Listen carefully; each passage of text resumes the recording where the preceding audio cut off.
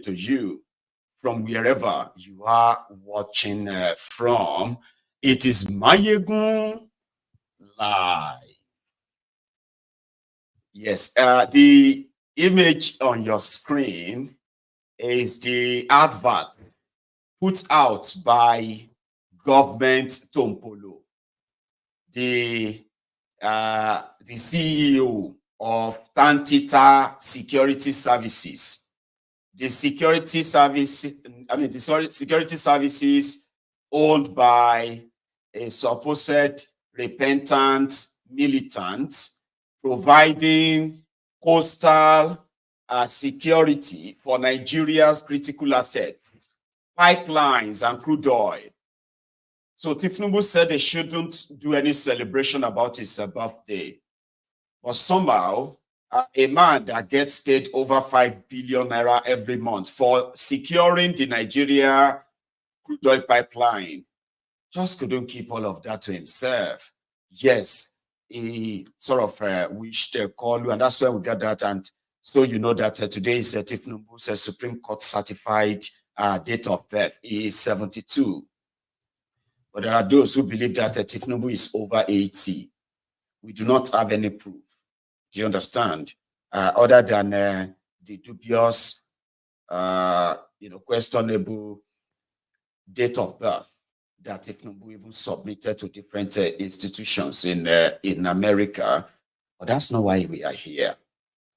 Last night, as usual, you saw him when he hosted the reps, when he hosted the senators, the judges. Last night was the turn of the royal fathers and Ooni of Ife.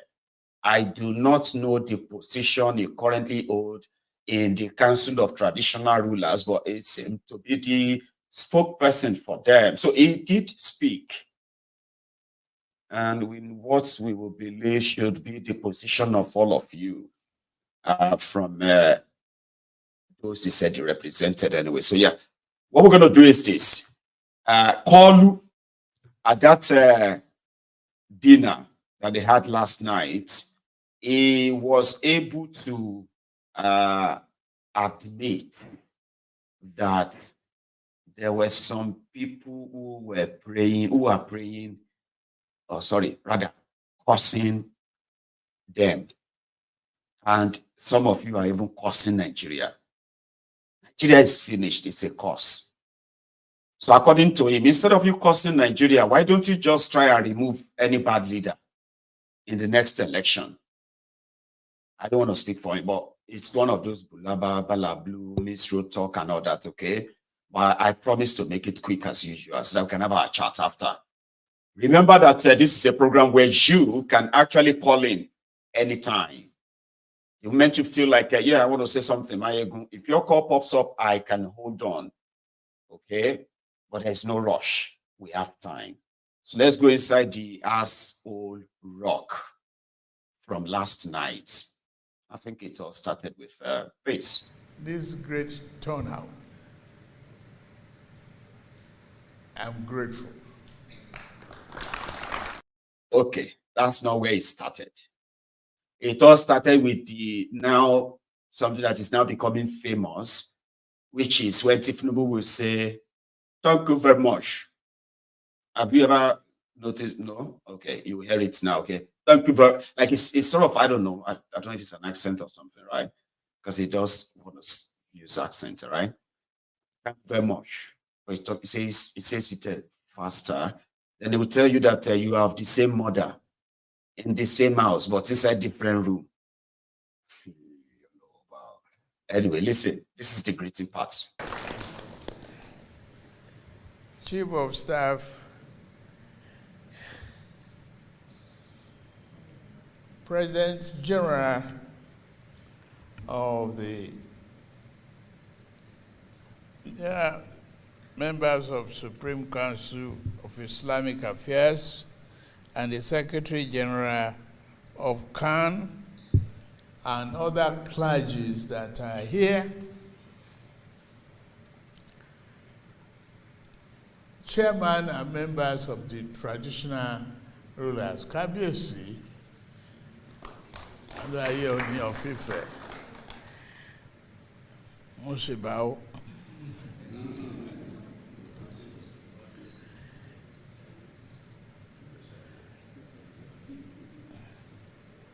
My dear friend and a very good leader for that matter, standing in for Sultan, the Emir of South. Thank you.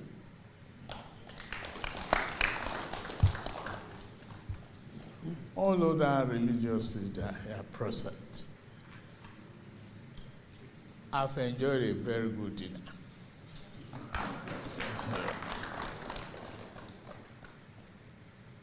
To all the senior government officials, I extend my respect and regard, and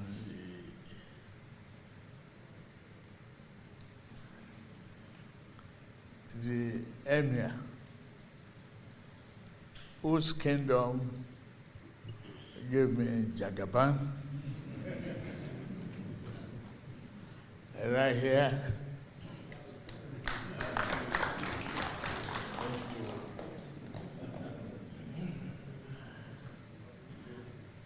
To all of you, I say thank you very much. I didn't expect. Did you hear that? Right. So I don't know if it was just me. I seem to almost hear him say the Emir that gave me Jaga Bandits. Something like that. I thought I heard something like Jaga Bandits as bandit. Anyway, it doesn't matter. Okay. Let's go to what he had to say. Again, please do not listen to this like you are listening to somebody who is sane. You are listening to somebody who is not. A con man who's what do you call that thing again? I'll just say incoherent, if you can manage that, right? Let's go back there. Call you, please. This great turnout, I'm grateful.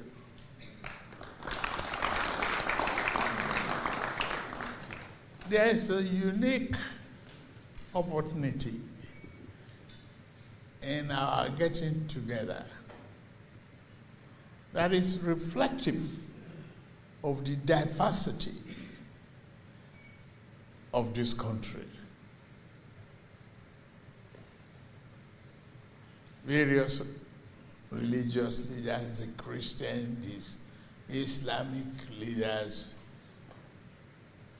getting together to share a meal, to extend the spirit of togetherness, to show understanding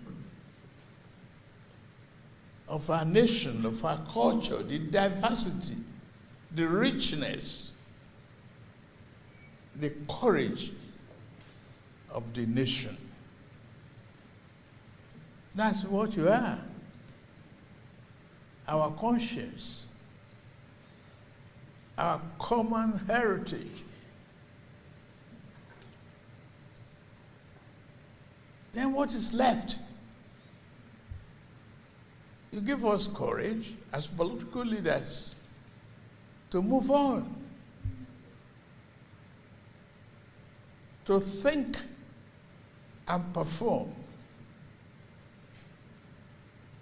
to really care and love this country. The way you get up to pray for Nigeria, the method you use is one nation. The change of mindset that is needed to build a country of love, perseverance, resiliency, and goodness. It is our country. I told a congressman from America yesterday And I said, oh, thank you for allowing me to study in your country. But I won't want to come back to live there, hibernate. This is a lovely country, Nigeria.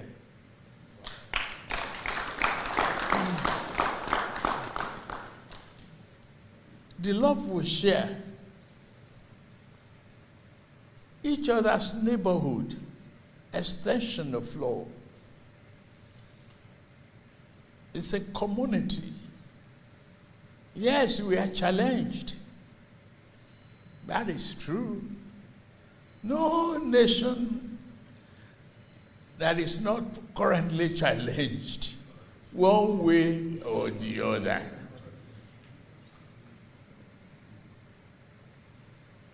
But it is with God-given talent and resolve of all of us to say that we will overcome the challenges and turn it to prosperity by the grace of God. We will.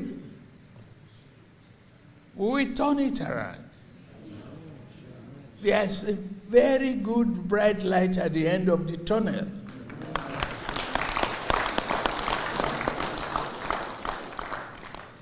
And believe it also that somewhere in the eyes of the storm is some corner of calmness and joy for those who we serve with faith and determination. We've seen the challenges of insecurity. Yes, many nations go through it. Some of those prosperous nations today, if they look back, they will find in the history of their nation bloods on their snows.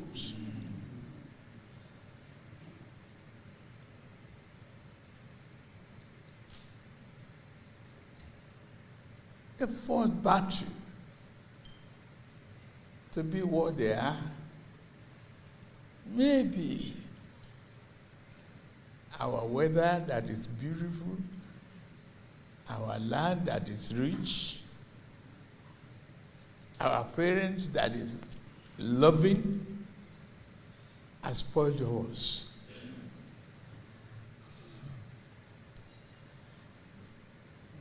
They didn't win us early enough from breastfeeding. So every minute we have to spare, we cry of hunger. We didn't forget our childhood. But we will believe in the prosperity and the love and care of that woman, the mother, Nigeria. This great Nuisance Lele. Nuisance Lele. I'm so sorry. You may think I'm laughing at you, like why some of you are like frowning at your TV, like, oh no, Maiyegun, take this off. This is absolute not. I know. I'm not laughing at you. I'm just pretty much like just laughing. I told you, don't listen to him like you want to hear something serious. Did you hear how he went? Did you see the passion he was using to talk about how God, in the name of God, we will turn it around to prosperity, to joy. Then he went on to Europe. Oh yeah, so those countries, if you look back in their history, they had blood on their snow. Doesn't even make any sense. Anyway, I told you before you went in. So that was Kolu part 1. It was practically saying that a lot of you are just complaining and complaining. We are hungry. We are hungry. As do you know that what you are doing right now is that you are sacrificing, and your sacrifice, your patience is going to be rewarded. There is light at the end of the tunnel. But na lie, we don't go check our mother. There is no light anywhere. They don't steal the generator. All the bulb don't go. Even the wire will carry the lights and everything. Now darkness after darkness. You understand what they call Ayewa Niju? Do you understand that? They said the world was dark, was void, until the Lord said, "Let there be light." So then there was light. This light was spreading and spreading in the world. It reached Nigeria border. We're finished. Because some will tell you that when they said that there should be light, when God said, "Let there be light," Nigeria, they don't mention Nigeria. So the likes of Tinubu and gang would want you to believe that your sacrifices is just temporary. You are going to be rewarded. You are only complaining because you have good weather. You have been sucking your mother's breast. Simply put, that you are being pampered in Nigeria. You need to go and see what other people are facing. He kept saying the whole world is facing their own problem too, one way or the other. Of course, the whole world is facing their own challenges. Not like the challenges where your criminal leaders, in the midst of what they call austerity, cutting down this, cutting down that, but it's only you and your own standard of living that they have been cutting down. But for themselves, no. One rule for me, one for the others. I mean, one rule for me, the rest for the others. I mean, another rule for the rest. So that was part one, okay? I'm sorry if it sounded like punishment, all right? But that is why we are here, all right? So now Kolu said that you should not curse Nigeria. This is what you should do instead. Nigeria. God, no. See, I was reading what this my person, Prosper Robinson. I love your energy, Prosper, okay?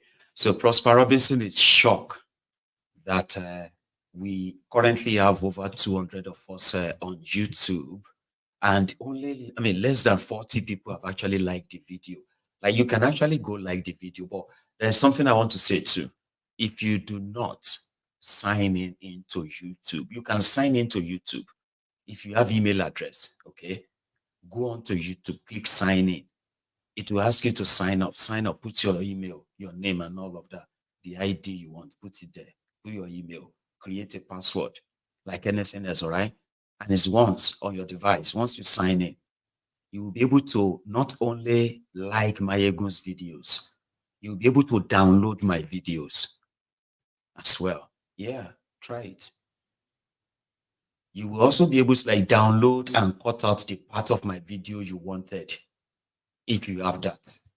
So if you like the video while I'm live and you do not really have a sort of a YouTube account for yourself, right? The like would disappear. So everybody who sort of stop by to like the video, well done, okay? So Robinson, well done too. I love your energy. I've been reading your comment and I'm like, oh my God, somebody is so disappointed. How could people be like, yeah? Come on. Kolu, what should we do when we are angry with Nigeria? Yeah. Nigeria.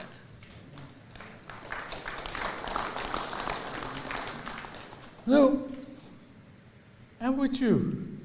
No matter what degree of lamentation is, my own is don't give up.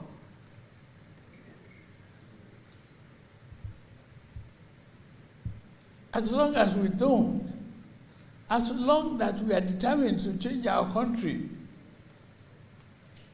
it is our own to change. Nobody, all these things, America, Britain, France, and others, they can't love us better than ourselves.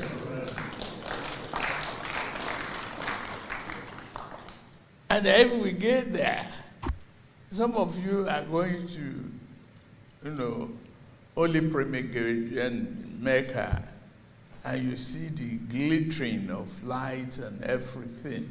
Yes, we have it, we can do it. You go to Dubai, you see the glittering and all of that. Yes, we can do it. We can drive on good roads like they have on their infrastructure. We can have education that is first class. And Nigerians are respected. We give you the assurance as a government that you will be our priority, but not because of you, just because of your children. Who do we hand over to?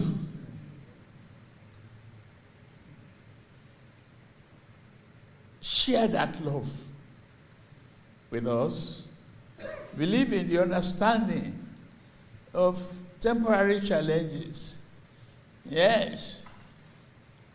Nigeria is strong, has a good reputation across the world. No military men respect us better than we respect ourselves. No terrorist can defeat our spirit. No matter how bad they target the soft targets. You know, going to the backyard of a school in Kuriga and evacuating some children and giving the wrong figures, it doesn't defeat us. It doesn't.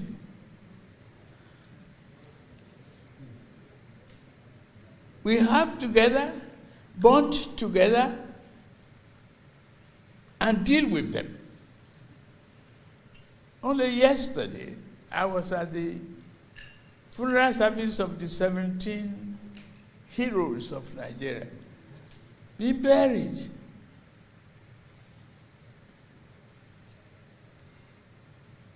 Well, some of their wives are pregnant and little kids in their lives.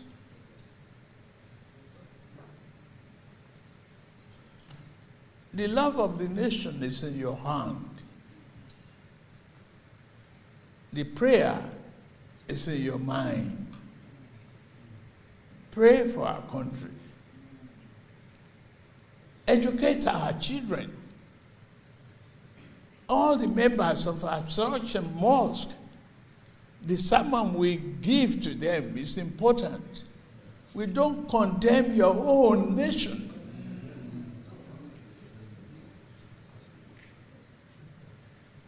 I'm a Yoruba man. And our father will say, no matter how slippery the bottom of your child, leave the bead there.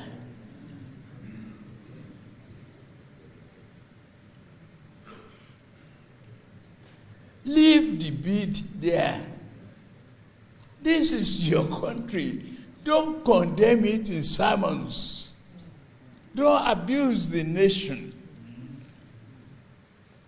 Leadership are meant for changes.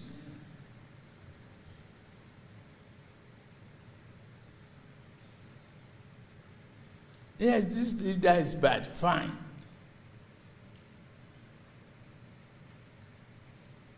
Wait until it's time to renew his mandate and say no. But don't condemn your country. Don't curse Nigeria. It's a beautiful land, land of prosperity.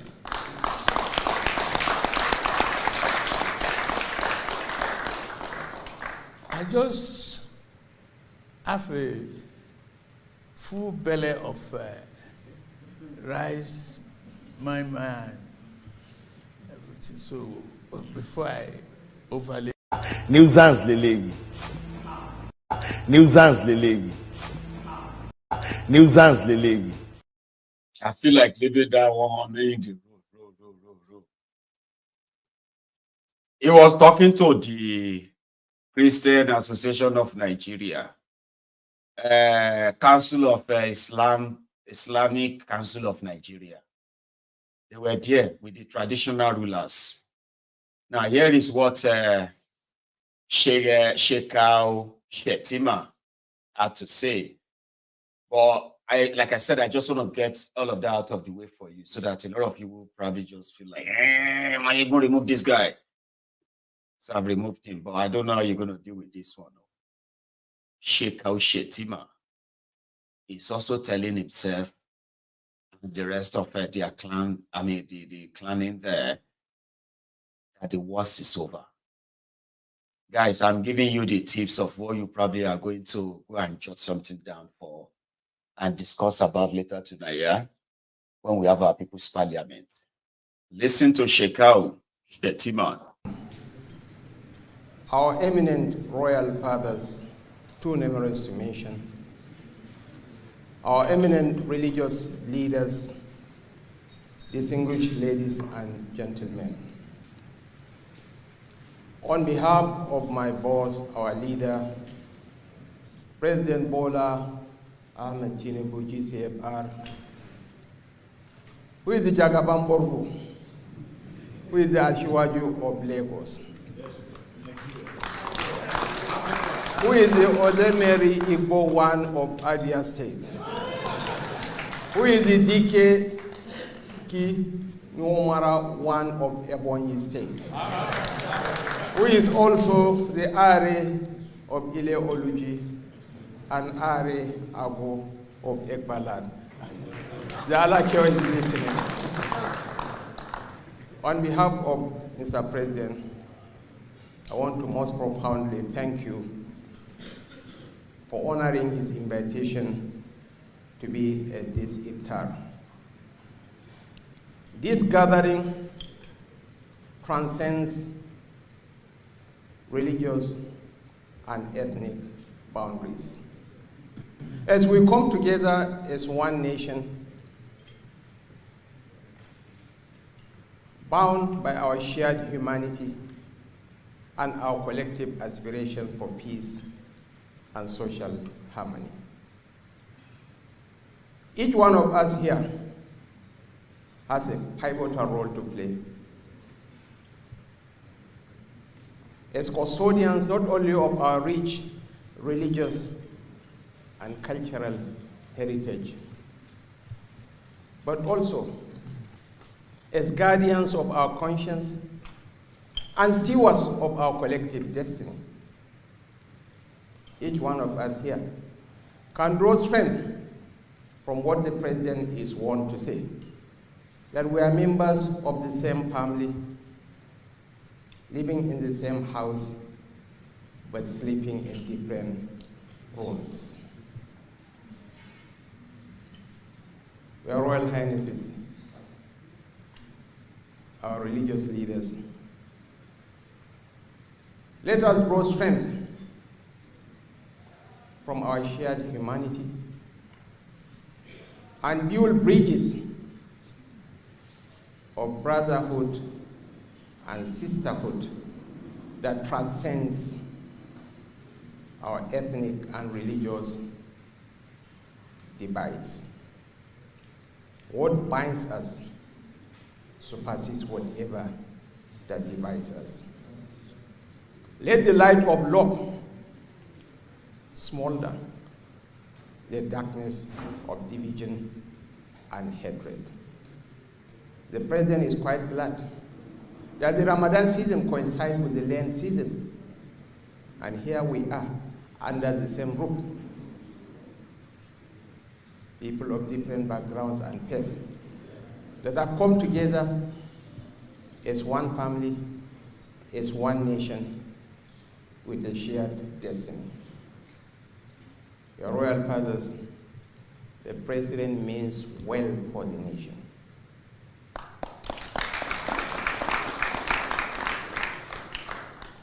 He wants to redefine the meaning and concept of modern leadership.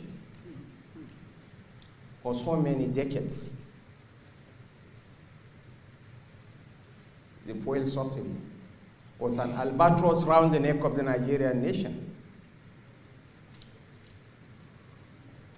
But he took the painful bullet, the painful decision from day one to hit the ground running. Now the economy is turning the corner.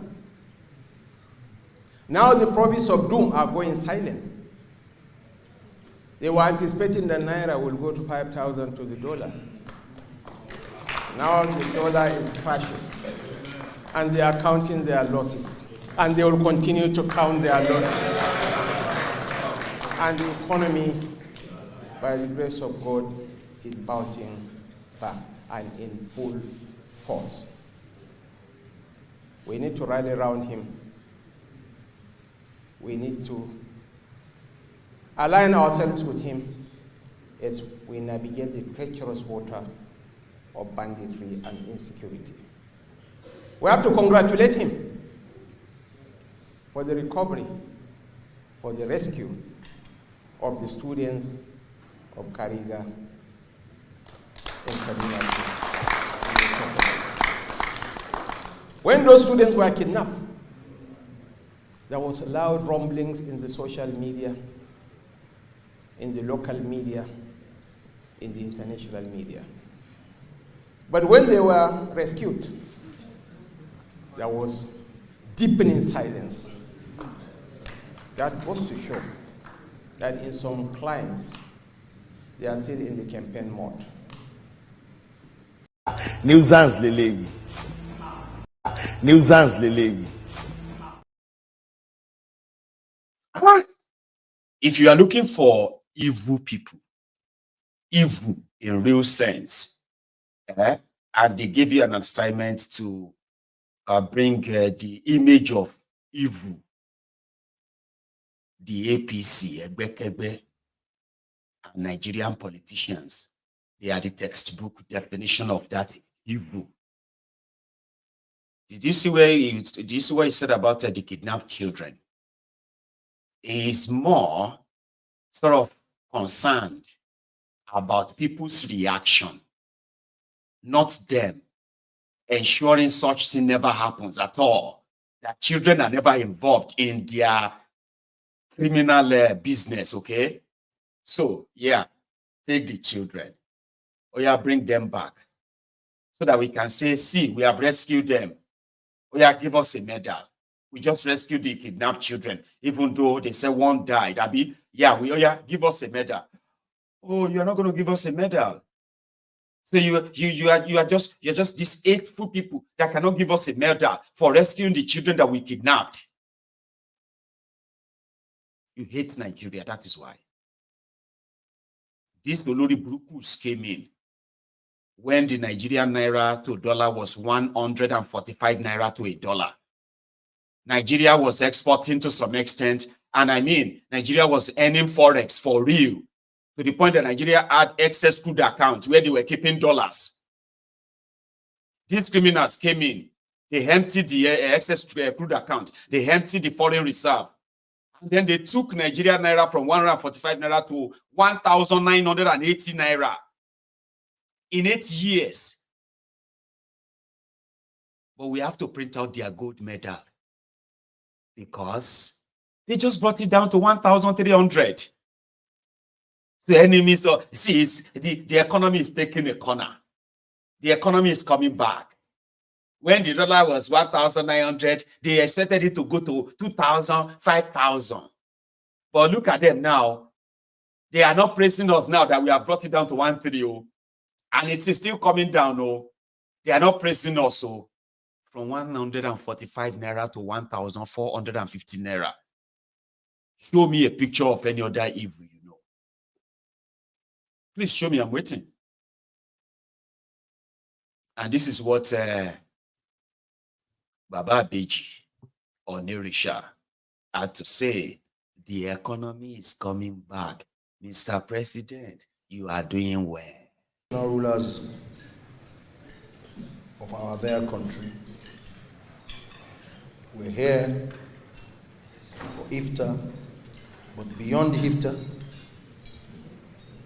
we can see, obviously, the bonding strength and diversity. I'll tell you something as well. May no be like say I don't want you. If you think say Tinubu is annoying or shitty man, is inherently annoying. Maybe it's been a while you have heard Ooni when he's there to do one thing he knows how to do best. Lick the ass of whoever is sitting there.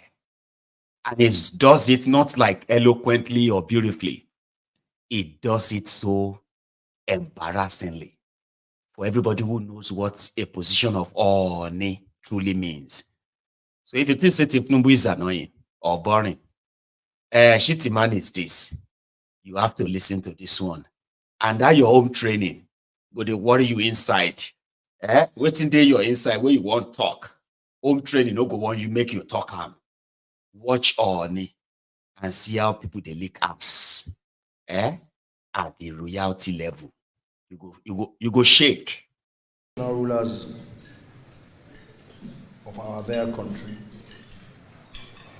We're here for iftar, but beyond iftar, we can see obviously the bonding strength and diversity of our their nation. I want to also extend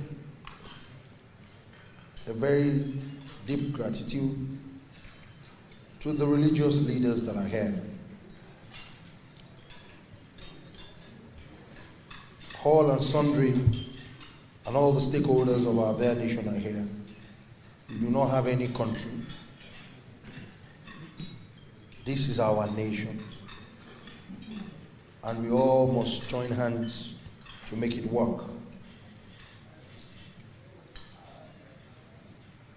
We're here, like I said earlier on, beyond the iftar, for a proper bonding, for us to know and have it at the back of our mind that we should continue to intercede and do all the great things that we can all do for our their nation. You cannot do it alone, despite the fact that you are the father of the nation. We are all here to let you know that you have us. In our words, you have us. In our thoughts, you have us. In our deeds, you have us. And all in our action. You are not alone, and we can see and feel your effort. We see the things you're doing, and you have always been telling the nation that please exercise patience. Things will be better. And it is very obvious things are coming down gradually. Everything that has been skyrocketing, which has caused a lot of fear, a lot of anguish in our their country. Over the last couple of days, gradually, things are getting better. In the area of security, we know that you are trying your best. Yes, we are not there. We know, but we cannot leave you to do it alone. It's a joint and collective effort. You are the president for even and over the citizens that are for you and the citizens that are against you. You are the leader.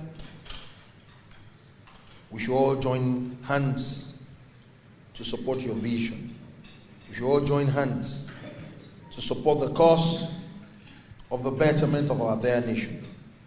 On this note, on behalf of all the traditional rulers from all the 6 geopolitical zones of our their country, we want to let you know that we are there for you and we will always be there. Anytime, any day you call on us, we will be there. To us, we are underutilized. We will continue to say it. We have so many roles we can play because we are the closest to our people. Call on us any day, anytime. anything you want us to do for you in terms of how to reach out to the populace, we're doing our best. But events like this happens once in a while. But this one that has happened today, it's a good opportunity to let you know that we are not going to leave you. We will be there for you on behalf of the entire National Council of Traditional Rulers of this country. Myself and His Eminence Sultan of Sokoto, we are the co-chair. We will continue to work with you and make sure that our country becomes a better country. Our country of your dream, of our dream, of the next generation to come will be a better country. Challenges are there, yes, we all know. And it's very obvious, we can see now that you are not actually resting on your oars. We can see the policies and we are getting it right on a gradual basis. The fear has been allayed, we can see. And Mr. President, I will continue to tell you. Nuisance lele. Nuisance lele. No apology. I told you, like, you go see dick riding like you've never seen before. It's working. That will be so kind of cringing to listen to you. Just sit down there and be like, God damn it, man. Hi. What has this guy done to this stool? But it is Nigeria. It's better we all live in the reality as it is now. Here you get. So yes, everything is turning around. The dollar is coming down and this and that. But as the dollar comes down, the price of food continues to skyrocket. Oh no, they are also going to come down later and on like that. But they are already sharing medals to themselves. Well done. We read it in the news. They said that Nigeria Central Bank has pumped in $60 million so far, and they will pump more money in to make sure that they control how much dollar is sold right in your very eyes. All of you now, you are watching your central bank collecting collecting dollars loans, and then they are now kind of selling it at what they choose as is undervalued, so as to make sure that they give Naira a boost, a push, and they're already sharing the medal for it. While you wait, if this is going to be anything at all that's going to work for you or not, it's not. Now, there is something I want to tell you. This one, though, I had to go and study this properly. I'm talking about like researching a bit more so that I will have a better understanding, even if it's going to be average. Have you heard that Cardi B has pulled a stone from his heart? Apart from them, and apart from him, to continue, okay, to supply subsidized dollars in order to maintain what they now call turning the corner. So Cardi B has now come up with another magic from his sleeve, and it is called recapitalization of the banks. You know, Kolu has found it very hard to get investors, any real investors, except for few that were willing to borrow them money. Here you get. And somehow, this economy and the Mayfield's policies that is refined and copy and pasted by Cardi B, depletion of the foreign reserve to help defend the Naira by selling dollar at undervalued rate, so you cut your cost. So it's like this. What you are witnessing there is that the Central Bank of Nigeria will buy dollars. For example, not buy, like get dollars at the original value of, let's say, 2,000 Naira to $1. And if they allow the floating to continue, where people just have to say, this is how much I'm going to sell my dollar and all that, then it's going to end up hitting 5,000 naira to $1. To prevent that, not by improving exports to make more forex. No, that's not what they are doing. What they are now doing is to make sure that, listen, if we get all dollars in, we can buy them for as much as 2,000 naira as value. But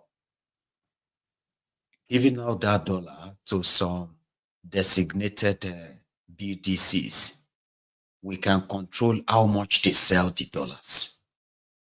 And since we can use propaganda to tell everybody that the central bank is selling the dollars for 1,200 to BDCs, the highest that the BDC will have to sell it is 1,230.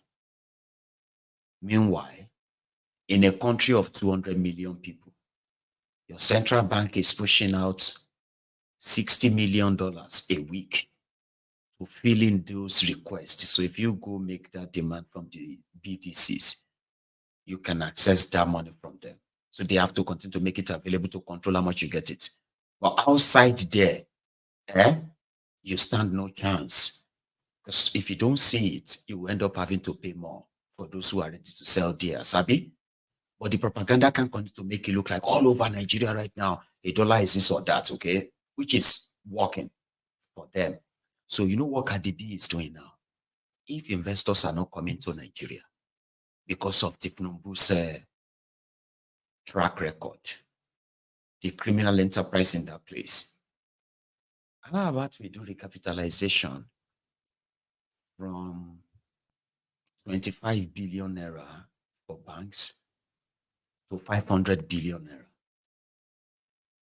Because it's going to be like using one stone to kill like 5 birds.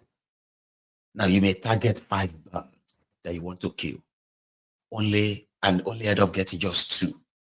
To Kadobi and their permutation, even if 2 birds fall out of this or falls from this on their lap, it is still a win. Now let me explain that to you.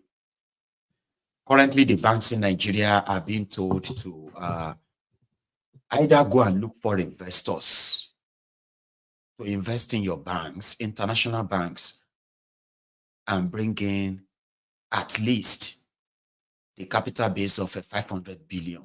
You can get more than that. You can rebase yours to 1 trillion, 2 trillion, 3 trillion. It's up to you. You can merge with other banks and make that if you are an international bank. So if you are just commercial bank, who is operating like nationally and then regionally. So they put their own around there. 250 billion, 100 billion, 50 billion, 10 billion, including non-profit, non-interest banks. But here is what using one stone to kill about 5 birds is that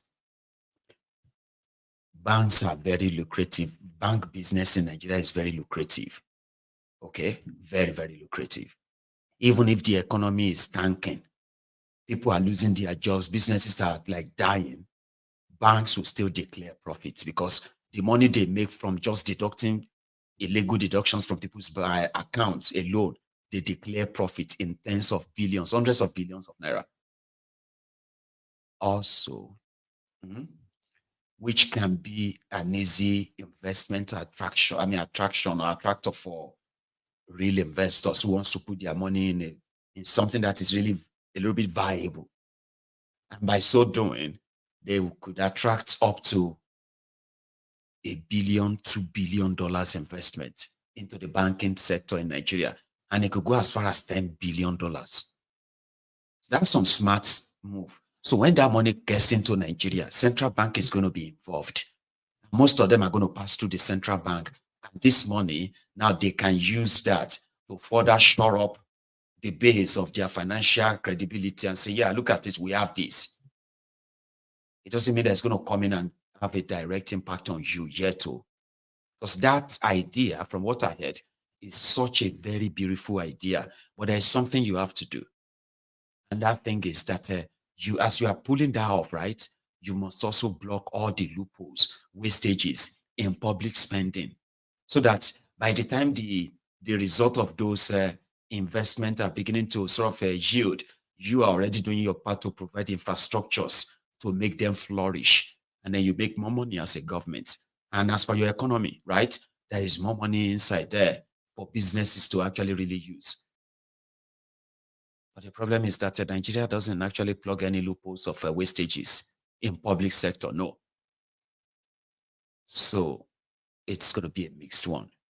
I'm not going to pretend that what I heard about the idea, I did it. And also, I'm also not going to forget the fact that even if you have a perfect idea from somewhere, remember, when it gets to Nigeria, it becomes illogical, because Nigeria is illogical. So then secondly, the idea of that recapitalization, if this scope of artificial Naira gaining strength against the dollar, because it is artificial, it is your central bank taking a shot at their own Naira to make it appear strong when there's actually nothing backing it, other than somebody taking money somewhere and say, sell this money, sell these dollars at this rate. This is how much I want you to sell it. Not because the Naira actually had anything that gave it the value, nothing. Sure, you get. So the second advantage of recapitalization is that, you see, people where they steal money launderers, when you are into drug, or you are into any shady deals, stuff like that, back in the days, the best way to hide your blood money, illegal money, is to put it in a bank. No, not go and open a bank account. Dumbo. No. You will be the owner of the bank. Buy a license or buy a local bank. All right? Buy a local bank and move your money inside. So that will be your depositor's money. And then they create all the fake accounts around it for you, and they make it look like it's actually a functional bank. You see, those they said were stockpiling Naira that prompted them to change Naira, the currency in Nigeria.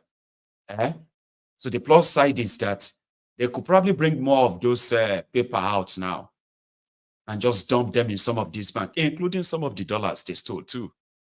Some of them, they stole your Naira and they used the Naira to buy dollars from that your economy. So they can open banks and put the money inside those banks. And that puts more money in the control of the central bank too. So they've increased their interest rates in Nigeria right now because they said that is how to curb or control inflation. So they are doing that, and they say, oh, it's going to come down later the moment they have more money and liquidity in the system. More money, more liquidity is like more forex, which is liquid, available dollars that is ready to be transacted in large volume. Sure, you understand? And so they are banking on that. So that could be a good idea, this recapitalization. But there are other things too. They are as important as the one I mentioned. I do not want to put too much emphasis on them. I'm talking about what is going to play out where some of the banks are going to be taken over by Tinubu's men.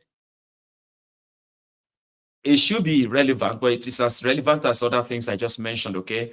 And that's why I chose to tell you the good one I hear, the good ones about it, the recapitalization of your banks. It simply means that your banks will be healthier and you will have a chance of, maybe ghost investors, foreign investors who can see the opportunity in buying shares in some of those emerging banks or the banks that are going to merge together. This is a window to bring in money. You get that now? You can see banks, you can see investors from all over the world and say, oh, they are investing $200 million in Access Bank. Or we are investing $100 million in First Bank. You're going to be hearing things like that now. And also, you see, for the thieves in Nigeria, they too now can give the money to some of those ghost investors that will just pop up from nowhere and say they are investing 200 million. They are buying banks here and there, only to find out later that they are actually fronting for your state governors. That you find out later. So there will be some aggressive takeover of some people's banks in Nigeria out of this, right? But for Kadobi, it is a window where more direct dollars can be brought into Nigeria and Nigerian Central Bank. And to them, they will probably have more to use a shorten at their Naira and continue to make it look and appear like it's coming stronger when there is no real investment in the real sector. Last night, the national grid collapsed. Is there a country that is coming back from economic disorder? That's why you can't listen to people like that or Nippon Hub, or Nippon Hub of Hub or Nerisha. Some people hate me for that. They think I'm actually happy or taking a dig at Ooni. No, I am embarrassed because when I was growing up, what I read about some prominent Yoruba Obas, to me, they were like gods. As a kid, I was seeing people like Nerisha. That is not just a man. If he was a man before he became Ooni, or you became a Alaafin of Oyo, if you were a man, you are no longer a man. You are no longer human. You are now like pretty much like a god, like an ancestor. I grew up, I realized that. So that is that on Kadobi and his what do you call it, voodoo economy. So it's kind of good. It's like a good sweet sour of a thing, because at the end of the day, it's all going to end up in one thing. When this whole show, all this patch, all the cover up, when everywhere can't dry, you will see all of them come out and be like looking for who to blame again. And you see those ones who kind of stand up to say, yeah, it's a good idea. That's a very brilliant decision. That every one of them will disappear. You won't see them anymore. Or do you still see those who are abusing you because of Bokwari in the last 80 years? Do you still see them? Those ones where you fought with on social media. At least some of you have one or two experiences with them, Abi. Do you see them around now? When they now said that they have destroyed Nigeria beyond repair, where are those ones who they attack you on behalf of Bokwari? They've gone quiet. Some of them have changed names. Now they are now defending this to tell you that it's a good idea. It's a Kiniko. You will see how it's going to turn Kiniko around. They will disappear then too. So here is another one. Now, I told you this is just giving you the snippet into what we are likely going to talk about later tonight in the People's Parliament, because I am actually really want to have the People's Parliament where, we can all come here and share our own, general views on everything, right? Apart from phone calls, physically, like. So here is another one. Remember that yesterday, the news was that the Nigeria. Oh, this one wants me to get up and stretch. I think I've sat for like an hour. So if I sit for like an hour, I am supposed to get up and stretch like that. For health. You get? I usually do that off camera, kind of, but it just asked me there to do it. I'm sorry if that seems weird. Okay, well, I need it so that I don't go get stroke while I'm seated. He's such a young man. Shima needs stroke because I only joke for 3 hours. So they say it's not good, so I have to do it, right? So yesterday, the Nigerian army published this image and they said this were the people wanted for killing the Nigerian soldiers. Okay, so Nigerian soldiers who we were told went there for peace, but these people said no, they didn't come for peace. These were bunkers. All right. So now the families of the slain soldiers, they will never really know the truth, since the Nigerian army, they've already been like, they've been running with more than 3 stories of how those soldiers died. So they declared those people wanted. And one of them, sorry, Okilo, is a monarch, is a king. It was the one who was saying that he knows, he knew one of the killed soldiers as a very good man. the man who came to his coronation as a king, from that part. Now they have to put his name, his picture there. See, Ikolo, Clement Ikolo. That's number 7. That's a monarch. I saw the video of the man. These people wrote letter. Baba, I'm going to show you the letter this evening, okay? The people of Okuama, they wrote letter twice to report the activities of bunkering and all these activities of illegal stuff. And some of the people behind it, they wrote letters to the Nigerian police, Nigerian army, with no response from them. 2 letters this year alone. But they still went there to go and kill them, declare them wanted. So the guy came out and he was like, you know what? I'm going to go hand myself in. So he handed himself in to the police, and the police took him to the military, the army. Okay, but before he went, he had this to say. I couldn't believe it myself. This morning, to the greatest of my surprise, I saw my name on the list of persons wanted in connection with this heinous crime. It is a shock to me because I have no hands in such things.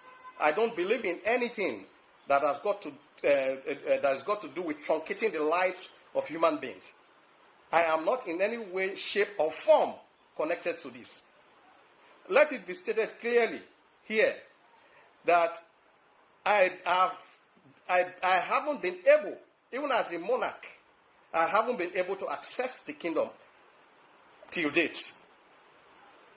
I got my staff of office on the 16th of November, 2023. Now, prior to getting my staff of office, it's been turbulent. The government is sufficiently aware of my position. And I'm really, really very surprised and taken aback that my name as a monarch of the kingdom will appear in a list of wanted persons. I have no hands in killings. I have no hands in encouraging anybody to kill anybody. It is against my philosophy as a human being and my faith as a Catholic. It is against it. This is a serious crime against humanity. And I think they need to look at the appropriate places. They need to do a thorough investigation to know all those who have committed this and bring them to book. And bring them there. This morning, to the greatest of my surprise, I saw my name on the list of persons wanted in connection with this.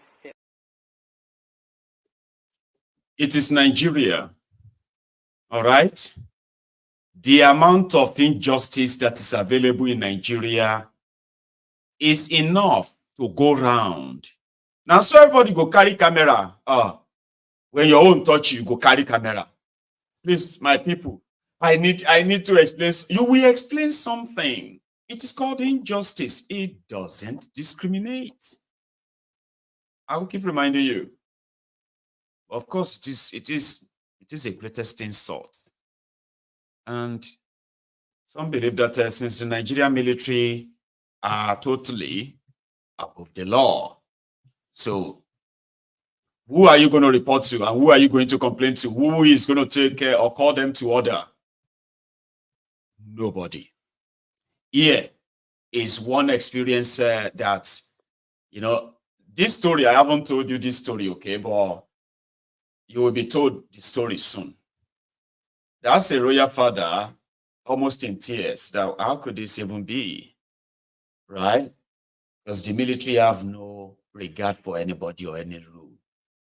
The bunch of criminals who are carrying out this criminality, oil bunkering and murder in that part of Niger Delta, they're doing the same to everybody who crosses their path. If you report it as well, you could even be like putting your life at risk. Your life will be at risk reporting them. A journalist was said to have reported something about them, very true. And then the next thing, they kidnapped him. They kidnapped him, locked him up somewhere, then they denied. Like they denied. I'm talking about, this is like, everybody knows that you are keeping this person. Just admit that you are keeping him and tell them why you are keeping him. You are keeping a journalist. And they wanted to kill him. The Nigerian army. You guys should know, at least. Suleiman, I think it is a very sad story. Like you said, when he was arrested about 13 days ago, and after the wife, the publisher of the newspaper raised the alarm, and we made all efforts to get in touch with the federal government authority to confirm where the guy was taken to. We were in touch with the DSS office, the police, the Office of the National Security Advisor, the Minister of Information, and they said they've made their own contact and nobody had been able to confirm where the guy was being kept. So we keep on issuing statement appealing to President Bola Ahmed Tinubu to order his release. And the more we press for that, the more they kept on telling us, no, we don't know where this guy was being kept. So after some days, we were in touch with the Nigerian Union of Journalists, the International Press Institute, and we told them that there's need for us to organize ourselves and see how we can make a collective effort to get to know where this guy is. But unfortunately, one of the group, International Press Institute, was able to track him to the Defense Intelligence Agency facility, and even when they tracked him to that facilities, and we called the defense chiefs and the guy in charge, and they denied. We even called we even got in touch with National Security Officer. They also denied. We got in touch with Minister of Information. They denied. But the more they denied, the more our source from there kept telling us that there's need for us to move very fast to save the life of this guy. So last night we sent out invitation that we're going to have a world press conference today to alert the world about what is happening. It was at that point that they got in touch with the Minister of Information and confirmed that the guy was actually with them. That was last night. And the Minister of Information quickly asked them to release the guy, otherwise they will be in trouble. And they promised they were going to release this guy this morning. And there was an attempt to ask us to call off the press conference. And we said, no, we're not going to call off the press conference. Because if some military guys still believe that they are above the law or still find it very difficult to subject themselves to civil authority, then there's a problem. How can a DIA agent, for example, lie to the National Security Advisor, lie to the Minister of Information and other senior government officials about the whereabouts of Maiyegun or Olatunji? For us, that is our concern, and we believe that it's not something we can just gloss over. There's need for the president to take immediate action and investigate the matter. Yeah, take immediate action. Take afterthought action. Now, everybody, I'm a journalist. You are still alive, Abi. You know, it is a brutal place, right? And sadly, these people, where they carry out all of this oppression and all of this, kidnappings on behalf of their supposed, leaders. Compared to the know even they talk to themselves. Recently, we saw where DSS and police they fight over who go sit here, who not supposed to sit here, and DSS won't come out gone. Yeah, we saw that one just recently. I don't know if you have seen it. See, okay, we go take that for you. Come on from there. Come on from there. You are idiot. Come on from there. Okay, come on. Come on. Come on. Come on from there. You are idiot. Come on from there. Okay. Come on from there. Come on. How much is it? Come on. Come on.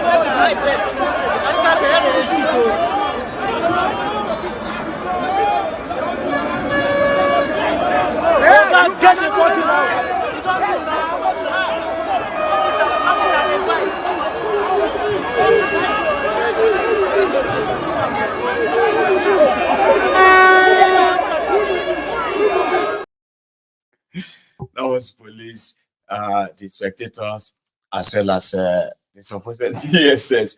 Maybe the guy is not even DSS. But the guy was like, I mean DSS. And we were like, which DSS? Who you be? Who you be? It's a funny place, okay? And it is also embarrassingly funny. But here is why you should know that not everything these criminals in government tells you that you should take to heart. Majority of what they say to you is called social conditioning, social re-engineering. Don't they think, say, because it sounded so kind of posh, that it is a good thing when APC, or a rotten system like that of Nigeria, is doing social conditioning or social re-engineering? They are re-engineering your brain to that of slavery, and you'll begin to enjoy it soon, since your brain is sort of configured, or the process would have been completed by then. So when they say social conditioning or social re-engineering, it is the propaganda sort of rubbed in a very fancy chocolatey creamy chocolate. I don't know, I'm trying to make something out of that. Okay, well, you get what I mean? Like propaganda that is sort of wrapped or gapped in some fancy smell, fancy dress that will leave you off, that will leave you worse off. Journalists that have been, it's been a while, from time immemorial, where journalists in Nigeria have been endangered species. There is Shoyombo. There's this guy, Shoyombo Fisayo, okay? You see, Fisayo Shoyombo is one investigative journalist like that of David Ondeyi, but his own is extra. Fisayo will allow himself to be locked up in maximum prisons because he wants to investigate the corruption within the prison system. Okay, it will be filed in. It will be filed in as a prisoner. It will stay in there. It could be there for months, just trying to gather information that he was going to come back and tell us what he sees. So his own is always extra. He's somebody that will sign up and be like, I want to sign up to become a student in this school. And he will sign up just because he wants to kind of get some, he is always extra. Now here is Fisayo Shoyombo that is revealing the ongoing collaboration between the Nigerian customs as well as the Nigerian smugglers. Because they seem to be official. Smuggling would be criminal if it wasn't in Nigeria. But in Nigeria, smuggling is only a criminal act if you are not using the authorized smugglers. Now, these are not really new. Smugglers are praised and worshipped in our society. I do sing to one too. There's one from IBD Dende, Shokopao, who others like in that Idiroko, Ilaro, all those Yewa, Odeda area where these where these strong smugglers, they are not unknown. So it was Fisayo who made us realize that in that part of southwest Nigeria, smugglers have their own smuggling day, official day. Their customs will not work that day, or they won't touch that route. And smugglers actually have official routes. They will tell you this one is Shokopao's route. This one is IBD Dende's route. If you are a smuggler, then find you on IBB Dende's route. So IBD Dende's route be like, now only him get the route. If he no give you clearance to use the route, if you go use the route, Fisayo has been screaming and screaming to see if Nigeria still has any government. Fisayo did a report. In fact, he actually uploaded a video where one of the smugglers was slapping and beating up a custom officer that was holding gun. Baba, the video went viral and all of that. Do you know what happened? The Nigerian police IG invited the supposed journalist working with Fisayo in their what do they call that thing again? Oh, FIJ, something Institute of Journalism. Okay, I'll remember it and I'll tell you. The Nigerian government has invited one of them to come and write statements that the report they did on these guys concerning the Nigerian custom and the smugglers, that they can defend it. They've invited one of them now. But the same Fisayo just woke up 2 days or so ago and he tweeted this: "Good morning, Customs Nigeria. What happened to the bullets and guns brought in by IBD Dende, pieced into their component parts, smothered with black nylons, just how Turkey is packaged, lumped together with Turkey as though the real import is Turkey, and smuggled to eastern Nigeria with the knowledge of a particular custom officer in Zone B? Nigerians would like to know, why has the Nigerian Customs Service never announced the interception of arms smuggled to the east with these specific markings? Does it mean, okay, never mind? Do you understand? Yes, we know how the insecurity in eastern Nigeria and the script around it was crafted, how it was kind of being executed as well. A lot of us know. We may not have all of the factual evidence like Fisayo, but here is what these guys who went to the parts came back with. The insecurity in eastern Nigeria cannot be blamed on IPOB. There are other forces they are not telling you. There are no other forces. Those are the real forces that want you to now believe that all the atrocities they are committing, state-sponsored terrorism, state-sponsored insecurity, gun running and smuggling, how the eastern Nigeria is being flooded with different guns. And these are coming from the official custom smugglers. These are not coincidence. All right? But it's good to know. You should know. And that's why I'm playing it for you now.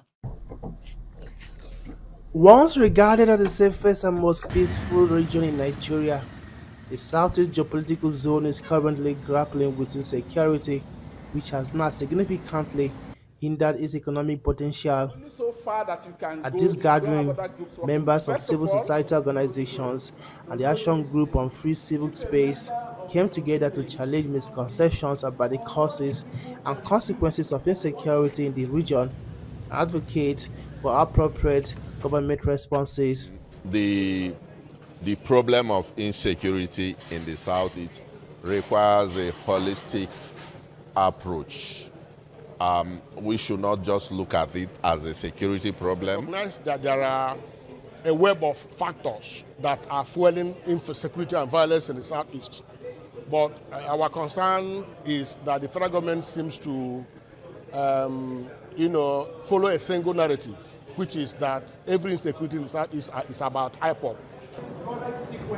Various factors contributing to insecurity in the Southeast were identified, including extreme inequalities, a culture of violence stemming from historical conflict, poverty, lack of opportunities for youth, police abuse, corruption, and government inefficiency.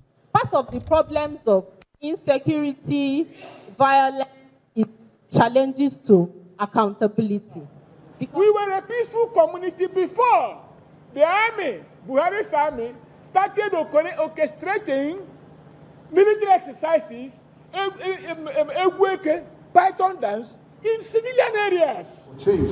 I noticed while coming from Owerri, the level of road checkpoints is too much. The Southeast is over-militarized and over-policed. It's alarming.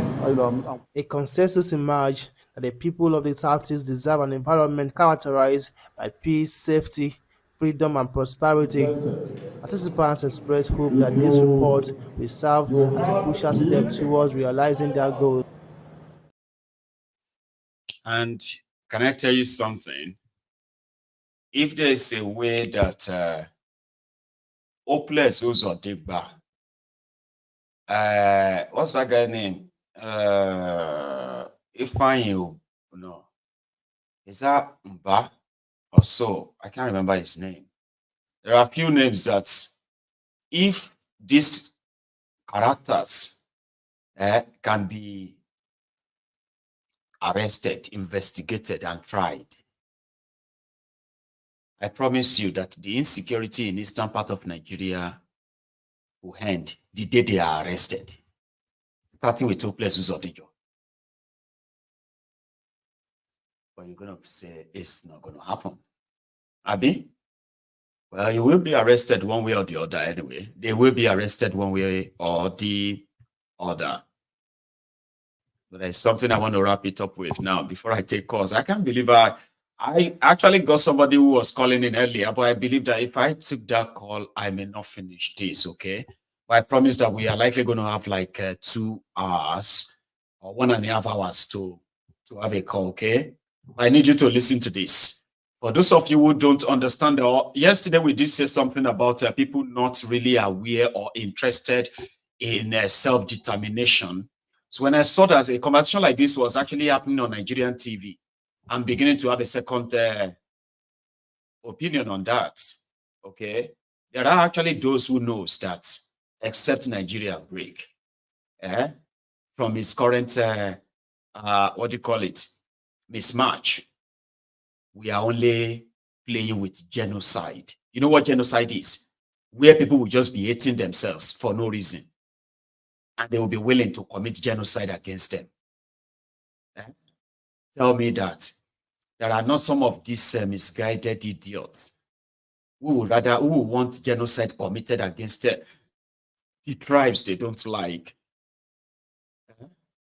For example, asking the Nigerian military to wipe out a whole community who have done nothing, simply because you were told that Nigerian soldiers were killed, and therefore the civilians in those areas should be killed too, to even the score. It's because if that was supposed to be from your own tribe or ethnic nationality, you would never want them to go and wipe out everybody for killing soldiers. No, you won't. The reason why a lot of you are wishing genocide on one another, Fulanis, Hausas, Igbos, Yorubas, Ijosi Shekiris, Berom Jukun Stevies, and everybody from everywhere trying to kind of, you know, overrun one another, is because you are forced to live together as a country when you are not supposed to be. And that is a recipe for genocide. Now, this was said on their national TV in Nigeria. I want you to listen. If the Constitution maintains by Section 2 that Nigeria is one indissoluble nation and, you know, doesn't provide for means or procedure by which a people or a particular sector of the nation, a federating people, can choose to say at this particular point we want to have a nation of our own, and it doesn't provide for a peaceful means by which this can be guaranteed, there will always be frictions that will be leading to violence, killings, and bloodshed. And to avoid this, it is imperative that we look at that provision of Section 2 that says that Nigeria is one indissoluble, indestructible entity that doesn't make provision for the procedure by which a people can advance the right to self-determination. There have been many occasions where, I mean, on so many occasions we hear from the Arewa People's Congress or whatever agitating that, yes, if Nigeria cannot work, they want to go on their own. The Biafra agitators are there. We have the Odua nation and what have you. If the Constitution provides for a procedure to determine peacefully whether a people can separate from Nigeria, you see that some of these agitations might be completely quenched. For instance, let me give you one. Tomorrow now, if we provide for referendum or plebiscite, these are political procedures for determining whether a nation or a nation in a country, because I want to take the definition of a nation here to mean the ethnic nationalities, maybe the Yoruba nation, the Igbo nation, the Arewa nation, or Ijo, Ibiobio, and what have you. Now, if a people can be entitled to right to call for plebiscite that can be supervised by international organs like the United Nations and what have you, it can be safely and easily determined that, okay, these people in this particular area has done in 1960, in 1959-60, if my recollection is right, with the people of the southern part of Cameroon, who formed part of Nigeria before, but when they decided that no, they wanted to be on their own, then a plebiscite was conducted and they were able to have a separate nation of their own. If we say Nigeria is an indissoluble entity and will not tolerate any agitation by which people can determine whether they want to be on their own, definitely we are only calling for crisis on our own earth. Tomorrow now, if you subject it to plebiscite, that okay, people of the Igbo nation should decide whether they want to be part of Nigeria or they want to have a nation of their own. You might find a situation that the majority may say they prefer to be in Nigeria rather than having a Biafra. And that will silence the people who are agitating. And if people who are agitating are in the majority by virtue of the plebiscite, why not allow such to just take place peacefully so that there is no sense in remaining one single entity by force that may lead to bloodshed and what may even be characterized as genocide, because a situation where that is allowed, then we have descended below the level of humanity. So these are some of the provisions. Going to the political level, to some of the political. Don't worry, Baba. You've done well. That was on their TV in Nigeria.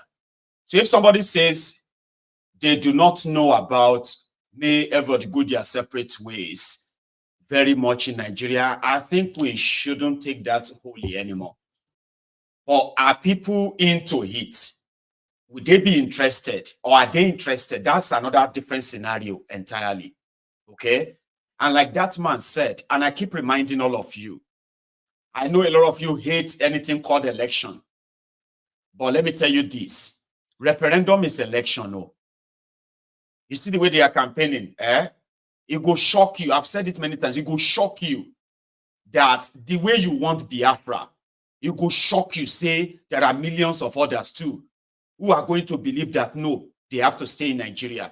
And because it is a political process, there will be those that will actually collect money to stay in Nigeria and still vote yes. Here you get. So you will need to actually really convince people. You will really have to actually organize seminars, organize campaigns, organize awareness. You could beg people to say yes to Yoruba nation. Yeah, you could beg them. You will see professors, you will see pensioners, you will see elderly people, you will see young people. They will form their group and they will say they don't want Yoruba nation. And they will present their cases. And the reason why they said the majority have it is because if the majority of us says yes, the minority will no want time, they don't get choice. They would have to be part of the country. And in most cases, they are always those people who end up being the opposition government that will keep those who got independence, they will keep them on their toes. And that is how a country works. New country and all that. So all of you make you know that United Nations is not going to declare any country anywhere. Now we go decide until we have that political will where people like us can actually go back to Nigeria and do a proper campaign for Yoruba nation. That atmosphere where people will not tell you or criminalize self-determination. And he is also right. There is no point in killing people. There is no point in criminalizing all of this. Maybe you believe that those who are asking for Biafra, they are just noisemakers. The Igbos will not leave Nigeria. Oh yeah, now you give them a date for referendum now and find out. Because they know that once people say yes, they are going, there is nothing that will change it anymore. I swear, nothing will change it. That's why they don't want to take that risk. Maybe Nigeria is corrupt. Maybe they can try and even rig. You know, say that they rig referendum. Maybe you don't know. Look at you. They rig referendum election too. It's election. But the criminals in Nigeria, despite the fact that the system is so corrupt, they don't bond them well to take the risk. Yeah, let's try it. I think make we try it. Because you know something, if you want to stop people from asking for something, you put it into a fair fight. Anybody will win. You take it. Oh yeah, here. Here is Biafra. Here is Yoruba nation. Like that. Oh yeah. This is those who want Biafra. These are those who don't want Biafra. This is Biafra. And this is Nigeria holding it. Oh yeah, take it. Then you slug it, and then if the pro-Biafra are the majority, they just take Biafra out of Nigeria hand. And that's their destiny in their hand. And just like that too, the pro-Biafra here, the pro-one Nigeria, since Nigeria is opened his hand and so yeah, come and take it. So the pro-Biafra, the pro-Nigeria, if they are the ones who won, they will just do like this. Nigeria, keep Biafra. We don't want Biafra, Jare, keep it.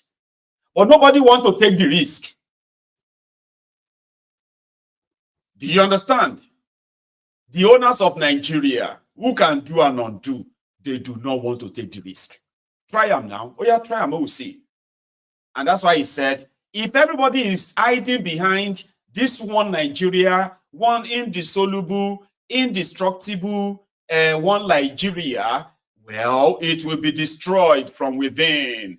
We are only cutting violence, terrorism, genocide, massacre, hatred to one another. And none of this is going to work for anybody or work in anybody's interests.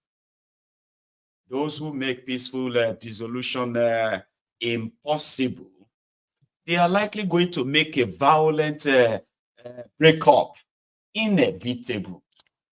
I love that line. I kind of love quoting it, even though I don't like violence, right? So I'm going to leave it this way, okay? And I'm going to open the line. Now you can call in. So now we have, let me see, we have 1 hour, 20 minutes, which is 80 minutes for you to be part of this afternoon or this morning from wherever you are joining from. I'll go shake my tea. And then, yeah, it's interesting, isn't it? It should be. I'll be back.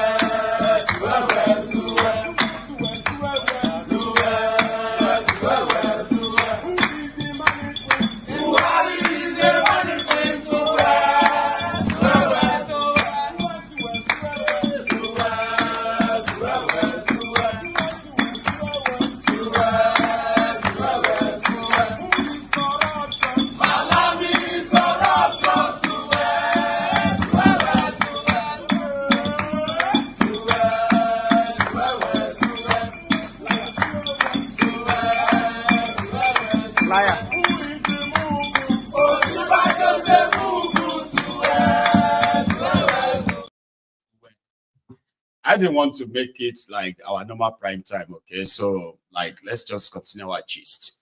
I have a caller here. Hello. Hello, Maiyegun. Good morning. Good morning to you.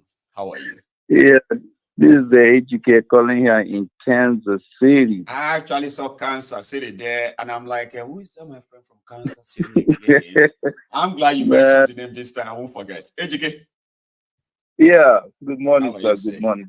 Good morning. I'm happy, glad that I get a chance to call in today. You know, to call in sometimes is like a lottery ticket, too. You know how you play lottery. But yeah, I discovered that it's easier this way. Sure you get. So yeah, you can win many times on this one. Yeah, you know, and also happy Friday to you, Maiyegun. Thank you. Yeah.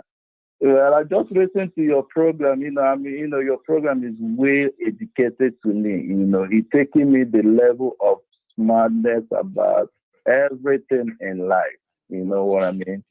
It's very educated. Maiyegun, you are the real professor that we know.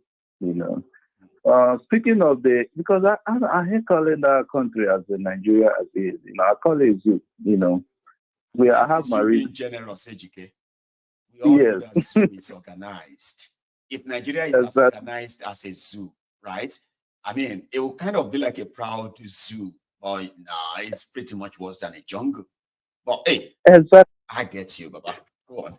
Yeah, what I'm trying to say is about the topic that you have this morning, about a few of them. You see what's going on in the Niger Delta. The military are the one that kill their own people, which is their own colleague.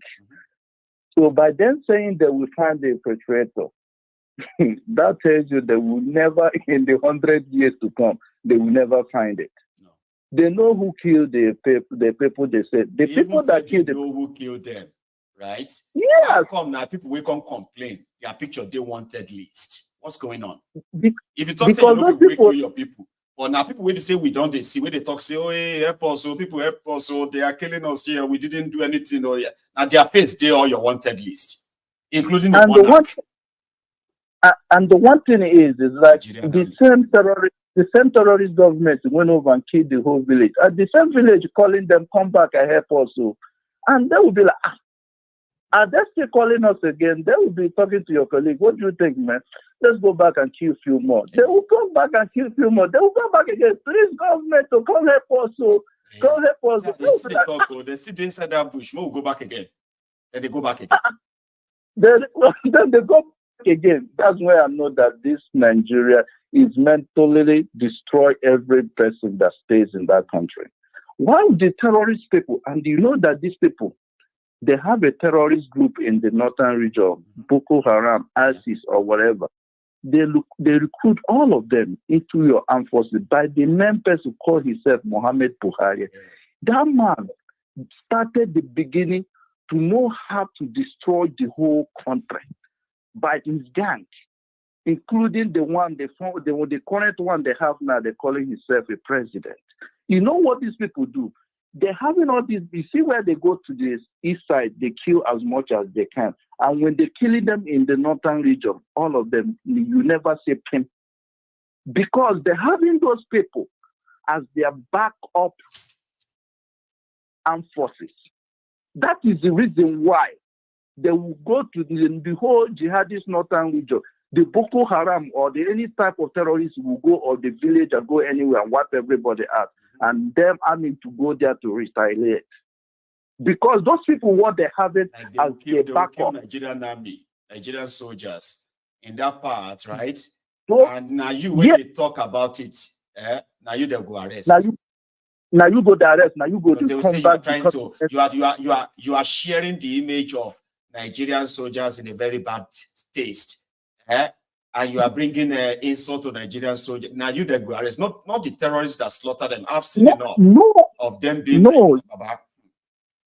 Yeah, so that's why I'm trying to make every person living in that Nigeria call himself in Nigeria. That's what I'm trying to, try to lighten up with that too, so that they will understand. Whatever going on in that eastern region, the Nigerian army are the one that are committing the crime, and they're the one that know who killed the people. So stop calling them. Whenever you see that thing happen, stop calling the government, because the government is the main terrorist people that are coming over to do the main job for you. So that's what I'm trying to make the people understand. And when you talk about the government that on the seat now, which is the Tinubu or whatever, when you look at what they're having their, what they call it, the stupid breakfast Ramadan dinner every day. Yes, the Ramadan. So they want to tell us that Nigeria is an Islamic country, right? And they're having a Ramadan dinner or whatever, and they will go around and bring all these religion readers and bring all these traditional leaders and make it full of themselves, going down there.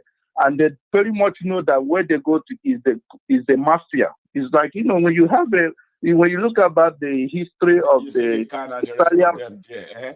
Holy Spirit didn't tell them that they are sitting next to the devil, because they are devil themselves.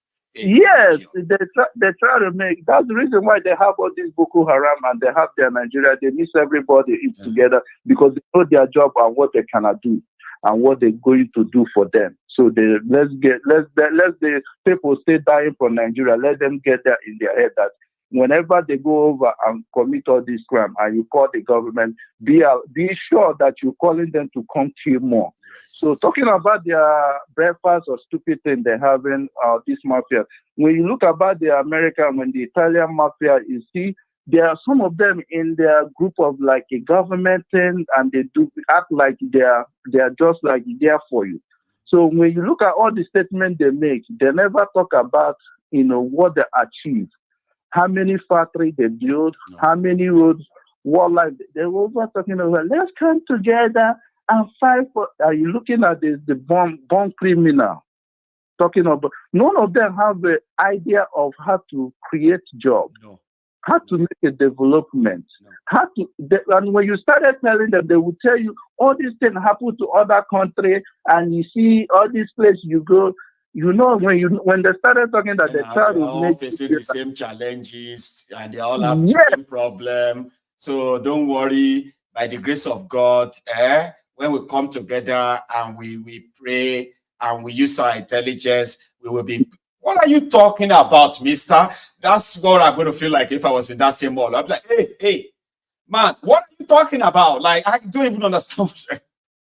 They'll bomb me out. And most of them sitting there, and the youngest ones, they are very intelligent, and just sit there listening all this babuzo and all this nonsense this man was saying. And they will be there asking themselves. But let me tell them this, all humans are created equals. Nobody is coming about themselves like he was born in poverty. We are not born in poverty. The people that are making us poverty look like those people that are in front of you. They're making everybody feel less. And those people, they have family. And they will never bring their family to do this dirty work that you are doing for them, to bring them to come do it for them. They will never. You as yourself, calling yourself as the army of Nigeria, calling yourself any kind, right?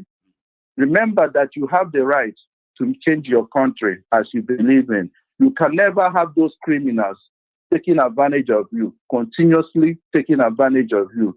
It's about the time that you guys think about how to rise up. All those West African regions is doing it. And they're bringing the young people to be their president, to be their leader, because innovation is real. That's right. The technology is improving more and more and more and more. We cannot have all these animals and bamboozle and all these mafians, all these terrorist people calling themselves a government and keep brainwashing you as a religion. And they know how to get the job done. When they come with that level of ethnics, when you guys try to rise up, and I can use the NSAS. NSAS is supposed to be the most unbearable, the way to change that zoo called Nigeria. But all of you are looking for Indomies, looking for anything that you can eat that you never eat before, and forget about the future that you have been living in. That well technologies and other European countries you are dying to go for and what they achieved. I think it's about the time that everybody started putting the senses and listen all this and stop listening. And the worst part of it, see all these media, all this Channel TV, Arise TV, they are second backman of their terrorist acts, because those people are the ones that destroyed the zoo country to the level where you see all these northern terrorists, Boko Haram, all these people, and now you know all those people. These next people you can put on the level is all these their news network. Arise and all of their repeating lies again and again and again and again. Exactly. Everybody has to accept them. Yes. And those people, when you're looking at when they come for interview, when you try to tell the truth, they will cut you off. That tells you that they're second in life as a terrorist you see in that Nigeria. So that's what I'm trying to make all those people calling themselves Nigeria understand, that you can make a change. Yes, you can make a change. Yes, Maiyegun. No, complete your statement. Hello? You can make a change, and I'm just saying things before you go. Yeah, go on. They can make a change. You can make a change because your life is your destiny. Yes. Because you can't let all these criminals maltreating everybody and giving all these terrorist arms and providing them all these impunities and making themselves. Yes, and because when you look, if their family can't do the job, please stop doing that job for them. Let's make this revolution. Let's make. Yes, sir. Thank you so much. For this. I appreciate you, Maiyegun. Thank you. Sorry, not happy. Let's give other people time. Thank you very much. You've done well. I appreciate it. Much, and you have a good one. Okay. So that's educate there. My line is still open. Let me see if I can. I think it's still open now. Okay. But when I was coming to the office this morning, so as usual, I was live on Facebook. So what was I doing? I was sort of talking about things I saw on the road. the council flats, the houses, you know, the roads, the office spaces and all that. And I was kind of like, you know, like, look at this. This is the kind of houses you will see in Ikoyi, and you say rich people houses. They're like just normal council houses that you and I will stay in. In fact, some of us who have been in this country for a while, we always sort of feel like, I don't want to live in a council flat where we have these roadblocks of, you know.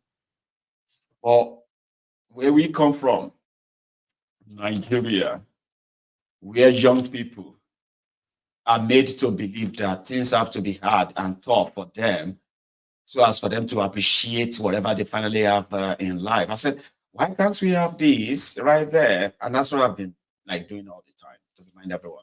And one way they came out and they said, you can continue to something like you can continue to incite the people. Nigeria will never scatter. Continue to fool yourself. I was like, the boy's name is Tolu. I was like, Ogbeni Tolu, are you normal? Like, is everything okay at all? So I was saying that, listen, that if they are talking about self-preservation, me, I live in Scotland, and I kind of have a clue about what is called what self-preservation truly means. Okay, when I see what it means to be Scottish, and what it means to be British, and what it means to be both in one. Okay, and I was saying that, I said, in Yoruba land, we're supposed to be very rich. Our people are supposed to be living like so well. If not because we are trapped in this contraption called Nigeria.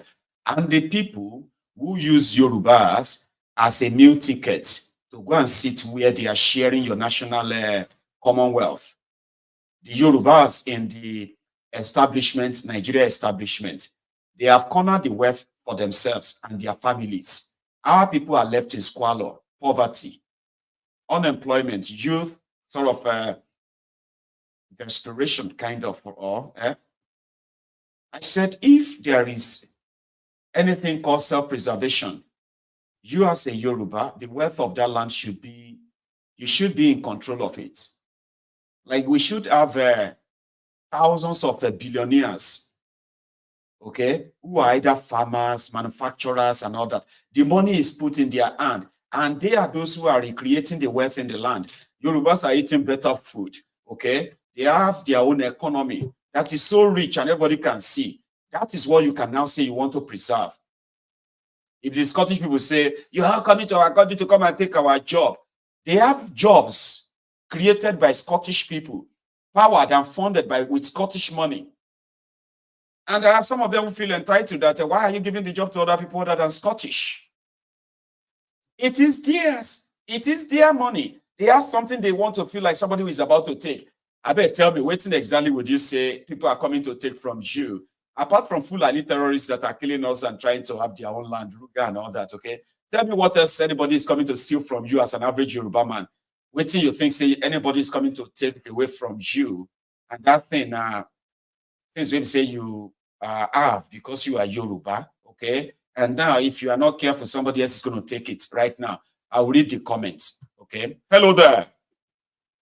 Hey, Maiyegun. Baba, I'm so sorry for keeping you waiting, okay? I've wanted to say that since. How are you? Kò sí wọ́ọ́dì ti jàre kúṣẹ́ tọ́lọ́run rán ẹ. Ọ̀rọ̀ Nàìjíríà ti sọ èmi náà. Àmọ́ níta tí mo fẹ́ try láti pè wọlé bọ̀ kò ń wọlé. Family nǹkan. Ẹ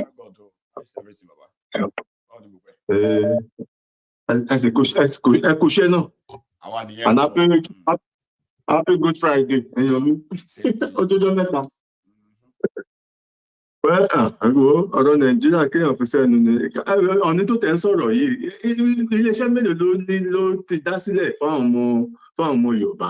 Iléeṣẹ́ mélòó ló dá sílẹ̀ fáwọn ọmọ Yorùbá? In those days, a máa rí pé ọ̀nà fífẹ̀, wọ́n máa ń sọ̀rọ̀ with respect, but eléyìí tó tẹ̀ jẹ́ yìí is for me just rubbish. rubbish. Iléeṣẹ́ mélòó ló dá sílẹ̀? Ebi ń pa àwọn èèyàn, ẹ̀ ń sọ pé economy ti ń wà better. I don't understand. I don't understand.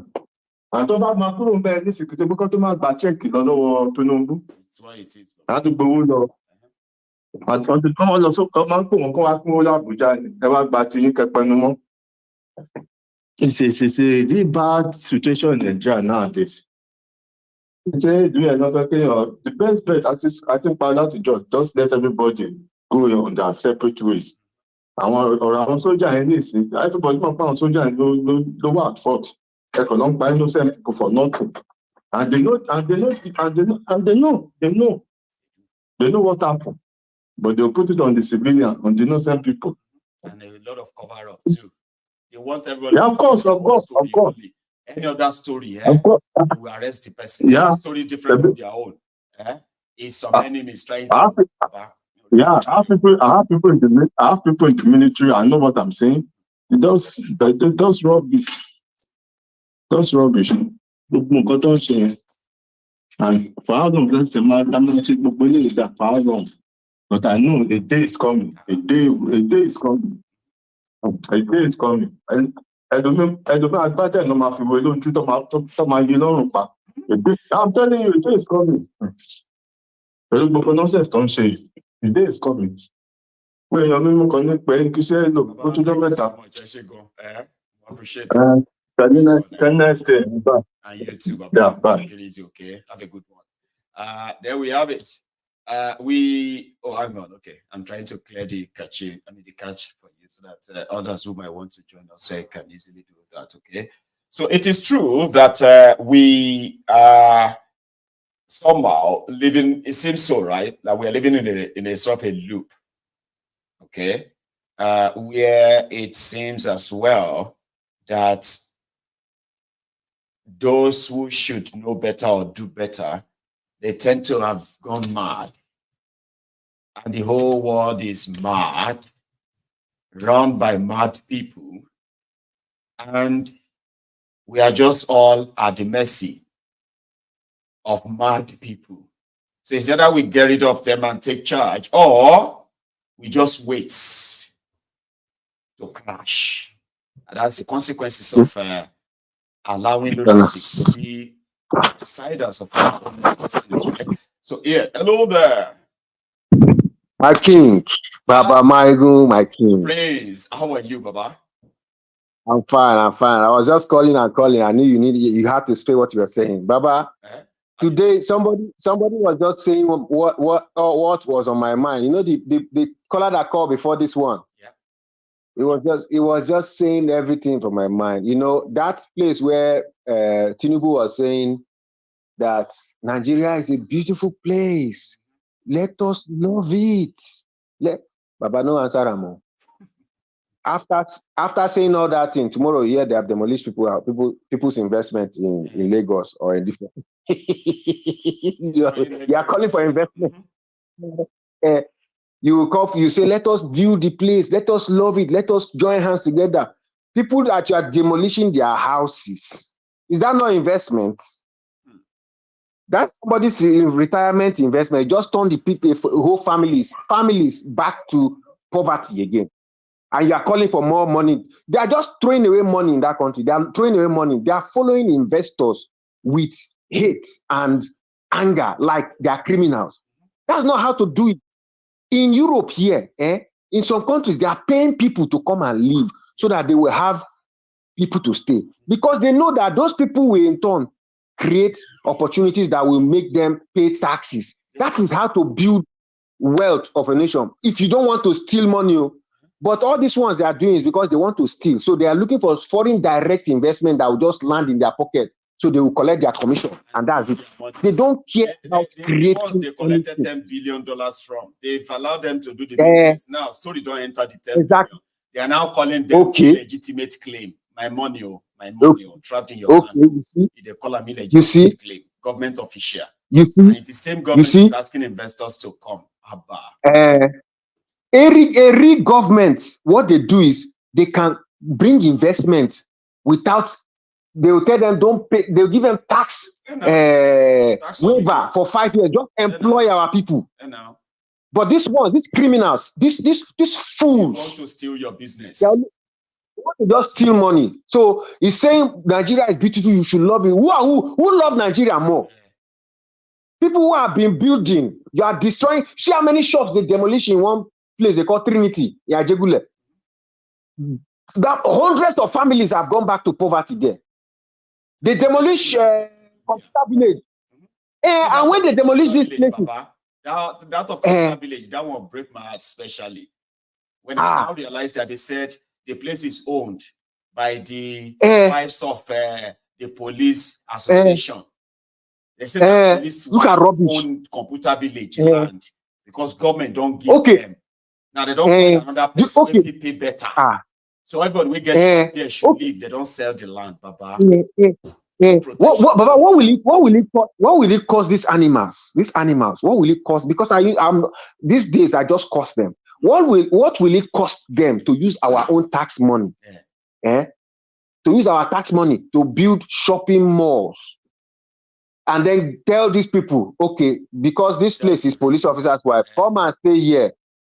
Okay, all of you are registered so that we'll be paying tax. It's not the country's money, it's not our money, they'll be paying tax. If they truly love that country, they should not be demolishing people and throwing them away. Peter B said, tax is like investments, okay? Now, when you see traders or workers or everybody put their taxes and give to government, now that government paid the taxes and started budgeting on it and spending it without giving some back into that same bracket or that demographic that carved out that money. But that business, that government is still planning on how to get more from them without giving anything. But meanwhile, it's an investment. If you like, it's an investment. All of you give us this 10 trillion with no regular electricity, no good road, no this, no that. So how much do you think you can give us if you have stable electricity, good road? So if you give us that one, we can give you up to 100 trillion in a year. Really? Do you mean if I invest in electricity now, I can get more than? Of course, sir, you can get more than that. Okay, give me 2 years. I want to see how much I can invest there. And see that when you invest there in that electricity and more production increases, they will need more people to work. More people are working. Yes. The companies are making profit and declaring huge profit plus huge taxes. Yes. They are those who are working for them. They are collecting salaries. You are collecting taxes from them. Now, once they collect all the money and they work outside there, every penny they are spending, you are also collecting back from it, VAT.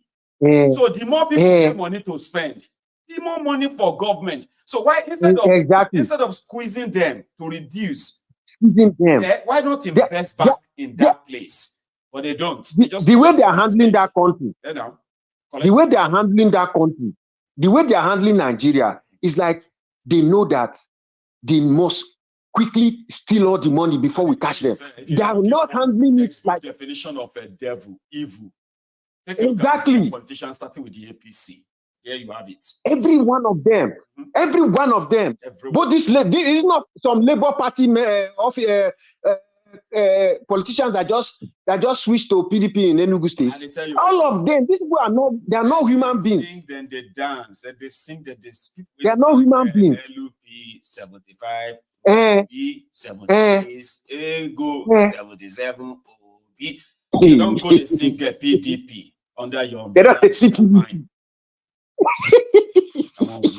Baba, the thing tire me. It tire me. No, see this country, this thing, oh yeah, keep gbogbo wọn talk around in Nigerians. What did Jenny see?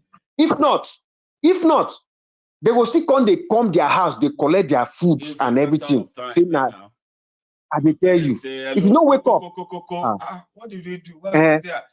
Why do you bring a hammer tank? They say, hey, madam, come receive a report that only you buy half bag of rice. Do you not know that is against the law? How dare you buy half bag of rice? You are under arrest. Bring the rice. How dare you? Where the ration? How dare you? I know. Rationing. I they tell you, Baba, you too much. And I like the way you put that your jingle. nuisance lele. You don't put her immediately that Baba talk finish. That's two way feed them that. So many people will not see Baba. Me as a day, I have seen people wish me horrible things simply because I was able to kind of show to them what they would rather not say in public. You know, some of the things I say are things that people say privately. That's why I don't like people who think they can bully me on social media and say I don't get respect. You don't have respect. Exactly. You have own training. Majority of waiting that they talk for outside like this, Baba, they are normal thing where all of us they talk for private. Yes.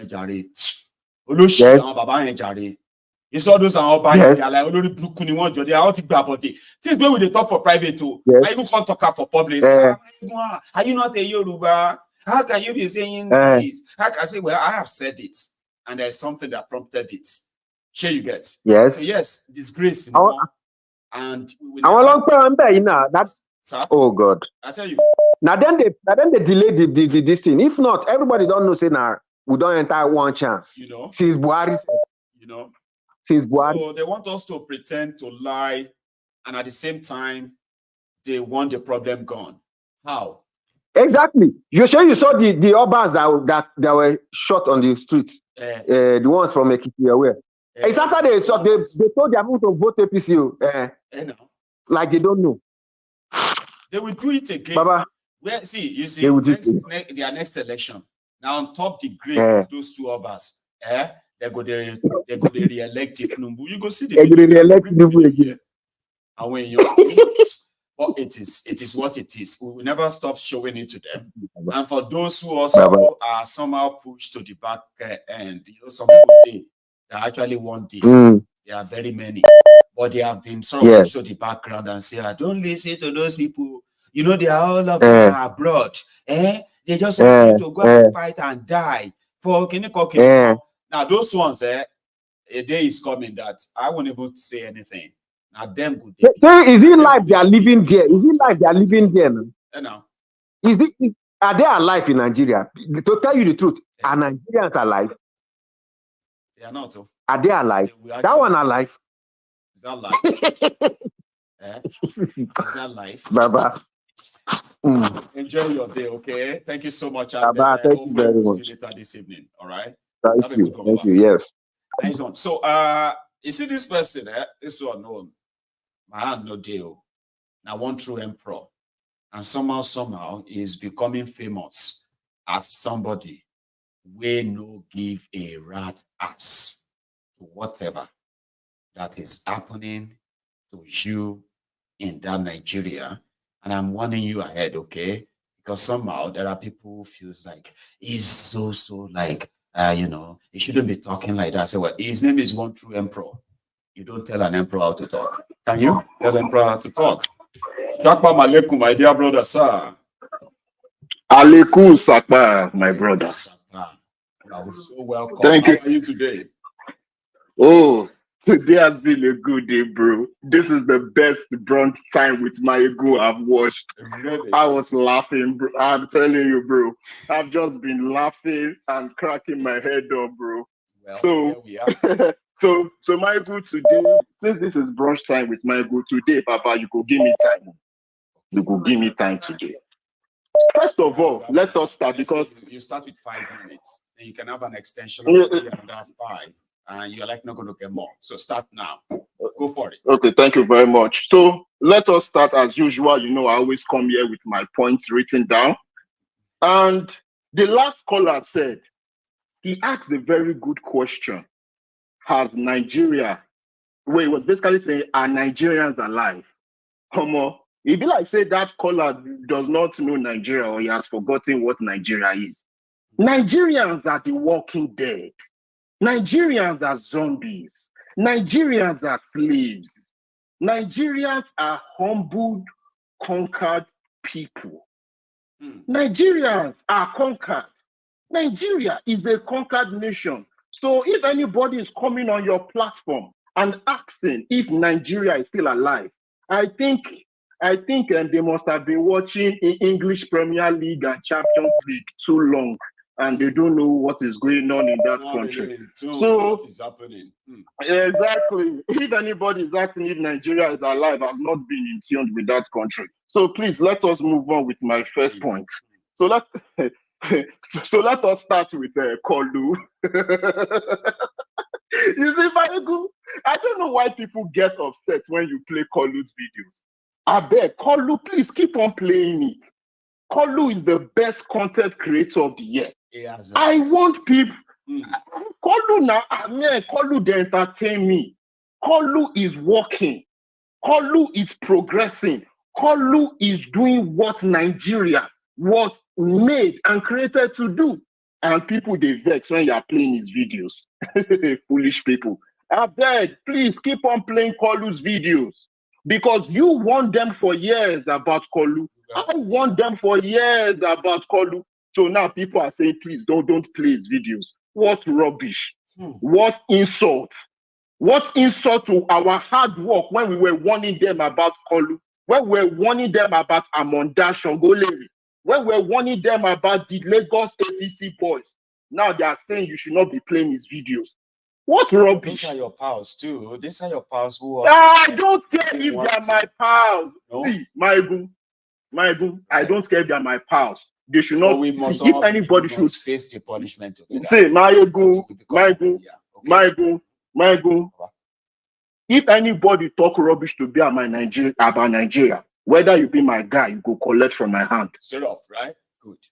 Straight up. If Director's Court or Martinelli or African Wala, they complain. You don't everybody don't get ready. Yeah. Oh yeah, fire. I go enter them too. I don't show mercy to nobody. I know. They won't come for you. So it's simple like that. So let us now start with what that druggist said. He said, do not condemn Nigeria, for it is our home. USA and the United Kingdom, they cannot love us like we love ourselves. I beg, Nigerians, do we love ourselves? No, let's start from there. No, we don't. Go. No, Maiyegun, I know you know the answers. I'm asking Nigerians. I'm asking because when they answer, you hear them. That's what I'm answering for. Maiyegun, you don't need to answer for them. Okay. They are watching now. They are listening to me. Yeah. You don't need to answer for them. Nigerians are the reflection of their leaders. Nigerians are the reflection of their leaders. They are xenophobic like their leaders. They are bigoted fools like their leaders. They steal like their leaders. They are corrupt like their leaders. Not be the Yoruba kings where steal money. What be the name of that Yoruba king where steal money? We're supposed to be for road development for his people. But it will be the same people that will tell you, if you insult our Yoruba king, God punish you, Omalenia and all that rubbish. So please, don't let us talk about love among Nigerians. Nigerians are not useful to society.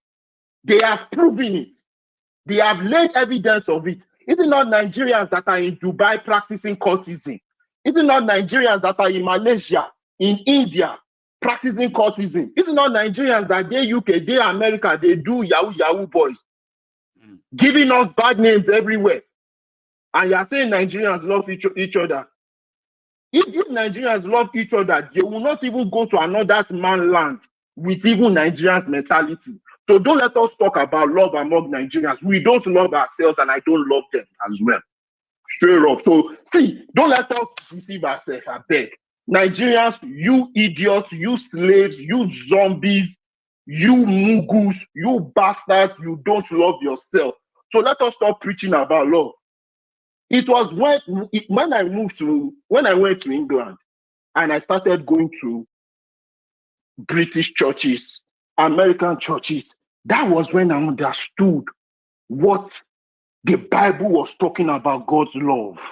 Not the sky daddy's love that's practiced in that Nigeria. Not the violent inshallah love that the terroristic northern Muslims and the closet southern Muslims are practicing. So please don't let us talk about love. These bastard slaves. So let us go to another thing that Kolu said. I want everybody. This is On true emperor. Go ahead, sir. We are all here. So, so what did Kolu say? Kolu said the Nigerian army men that died are heroes. You see, this is why Nigerians are fools. This is why Nigerians are fools and slaves and bastards. First of all, do Nigerians know what the definition of an hero is? What has Nigerian army done for the average Nigerian? For Nigerians to actually believe that the Nigerian army are heroes. They said that if they are not protecting us, that we would have been invaded by different criminals by now. It was them that kept us safe. And they want us to believe okay. that. See, Maiyegun. You don't believe that? Maiyegun, let me move forward. You see. See, first of all, let us ask the average Nigerian. Can they wear camo in Nigeria? Let us first ask that question. No, they can't. Can the average Nigerian wear camo? I think you go see. So first of all, the fact that you cannot even celebrate your army does not even allow you to celebrate them. Only when they tell you to celebrate them. When I think say when I get army, the Nigerian army is a gang. The Nigerian Air Force is another gang. The Nigerian Navy is another gang. Maiyegun, no be terrorists and Boko Haram, ISWAP, repentant bastards, wey food here. Nigeria army only has time to energy to go after civilians. Kidnappers, they rape and pillage, they kidnap over 200 people. But when Sunday Igboho was talking, that's when army get energy to come and reply. But your president is calling them heroes. And some of you slaves and dead men and women walking are supporting, are trying to defend, are trying to explain. Imagine a whole Nigerian army as the infantry to say a monarchy is wanted. And una think say una get kings and queens for that useless nation. Okay, let us now move to shitting, man. Maiyegun. Nigerians are bastards. Nigerians can never be saved, Maiyegun. These people are conquered, and it's amazing me. It's so amazing how Nigerians are so conquered, both physically, mentally, emotionally, financially, and spiritually. Nigerians are conquered people. Imagine a terrorist sympathizer, a known terrorist, a known Ogbologbo mastermind in terroristic game came out and told Nigerians, my fellow Nigerians, the dollar is crashing. And Nigeria is not producing anything. Nothing. But dollar is crashing. Nigerians refineries are not working. But dollar is crashing. I bet Maiyegun, the VPN refinery, has it started working? That VPN refinery say Dangote go they get crude oil from Texas. I bet. The refinery will go to Lagos and the crude oil will come from Texas.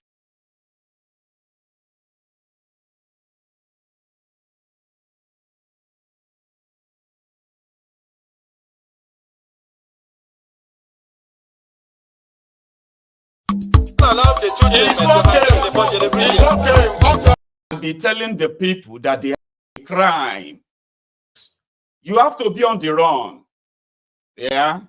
Nigeria is a place where, the people you think you are exposing, the people you think you are helping by exposing all of the wrong things in the society, they will be the first set of people to come for you. Because somehow, your expose could actually be the exposition on their criminal activities, which they don't really see as a crime, since you are criminals with connections. Ladies and gentlemen, the two people you have on the screen are, the first one is Shoyombo Bisayo. And the second lady there, the lady on the screen, is Buki Donibare. The one on the left, Fisayo, is an award-winning investigative journalist. This is not the first time he is having sort of an issue with the Nigeria police. The last time he had issue with the Nigerian police was in 2021, when the media that they work for, Foundation for Investigative Journalism. Fisayo is not your regular journalist, okay? He is also not your regular investigative journalist. He is a guy that actually put himself into the investigation he is conducting, including having to put his own life on the line. And because of this, he has been awarded for his great works, locally and internationally. So in 2021, Fisayo's media, that is the FIJ, Foundation for Investigative Journalism, they made an expose also published by the Premium Times. It was the moment after Oshtaylor Abba Kyari and the investigation of Oshtaylor Abba Kyari. And these guys, not him, but the media, the medium, and the journalists are exposed that the person the police appointed to investigate, that head the committee or whatever, investigating Abba Kyari, the guy is a criminal. In case if you don't know, this guy on his own has his own sort of police outpost with names, okay? You know, they have names, different names like that are only working for him, and he's been drawing billions upon billions of money from the police fund. Instead of them to go further, police to investigate this and possibly go after this individual, the founder of the FIJ, Fisayo, was declared wanted if he did not show himself up in 24 hours. So Fisayo went and he was detained, and we started the hashtag Free Fisayo Shoyombo. Free Fisayo now. What kind of a country is this? Ladies and gentlemen, this was just about 2.5 years ago. Do you know the latest Wahala? Right. Now look at your screen again. You see Buki Shonibare? She is a board member. That's a board of trustee member of the FIJ, which is the Foundation for Investigative Journalism. And because they were looking for Shoyombo, so they found Shonibare, so they picked her up and they started threatening her to produce Fisayo Shoyombo. And why are they looking for Fisayo? Ladies and gentlemen, for those who are familiar with his work, and those who are not, let me just give you a few recent work that prompted this.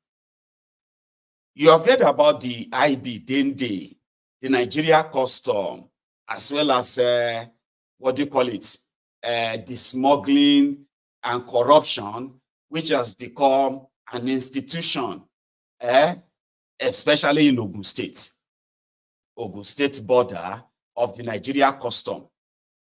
Now, this Fisayo and his investigation discovered that this IBD and so many others like that, but especially IBD Dende, with evidence. So this is not like somebody making accusation anyhow. With evidence that this guy brags, okay, that no custom can actually seize any of his drugs or whatever contraband is bringing into Nigeria. Is that connected? To the point that while the investigation was going on, while Fisayo was doing his own thing, gathering all the evidence, IB Dende was one of the 1,400 people that Tinubu took to Dubai for the climate change summit. Remember? So that and the images that came out of after that, right, sort of further give credence to the connection that this guy has with Tinubu. Because people have already told this journalist that you are only wasting your time, that this guy is so connected that the current DG of custom, how the person became DG of custom is not without the influence of this guy you are investigating. That every custom officer operating in that axis, especially the southwest part of Nigeria, they know IBD, Dende. In fact, they have so much cordial relationship that some of the custom officers themselves, they have joined smuggling ring. I'm talking about higher up. Okay, customs are supposed to inspect what comes into the country, confiscate some of them that are contraband, arrest culprits, try them, and possibly dispose of their contraband. This is the job of customs. But surprisingly, the people that the custom are supposed to be checkmating, they have gone into partnership together. To the point that this relationship is so good that some custom officers working in that axis, they have become so rich that they have built hotels. Now, not just them, even the smugglers, they have built different hotels in that axis. That if you are a custom officer working in that part of Ogun State, there is no point in you trying to figure out smuggling routes, because you'll be cooling and chilling in the 5-star hotels constructed by these criminals. They are criminals in the sense that you might think, but they are bringing food in. This is where fighting for Nigerians is not by any means an option. Don't fight for Nigerians. Do you understand? You cannot fight for them. When Nigerians are indeed tired and done, they will fight for themselves. Okay? The moment Fisayo started this expose, it was supposed to be a bombshell. Heads were supposed to roll. It was a graveyard silence. Then surprisingly, or not surprisingly, different journalists, media, they started the whitewashing job. Oh, on a video deal where then they slap custom officer that was checking his, that they said arrested few of his truck. These guys were not only bringing, I mean, if it was food, okay, there are those who don't care whether the food is going to harm them or not. They don't care. They just want cheap food. Okay, fine. Or maybe not fine. These guys were bringing in drugs, guns, and so many other dangerous stuffs that the customs that are supposed to be checking them, they just look away. And it is like that on a daily basis. This report is out there. Everyone have it. But the police, rather than investigate, we just started seeing articles. What is wrong with this guy? Since this guy started all this is nonsense. All of the rice that we used to see, the rice is no longer cheap. Food is now expensive. Omo, the olori buruku agbadori ansi, the bad starts, the bad idiots. As if to say, like pandemic corona, they invaded the social media. Rather than look at the crime and the evidence, they went straight for Fisayo. This Fisayo is enemy of Nigeria. Why is he always going after the officials? Why is he trying to disparage the custom? All these things he's writing about the custom. All these things, they are sponsored. They are sponsoring him. Baba, Before we know it, Nigerian journalists have started writing articles defending Dende. He is a philanthropist. He is a cheerful giver. He helps a lot of people. He sponsors so many youth.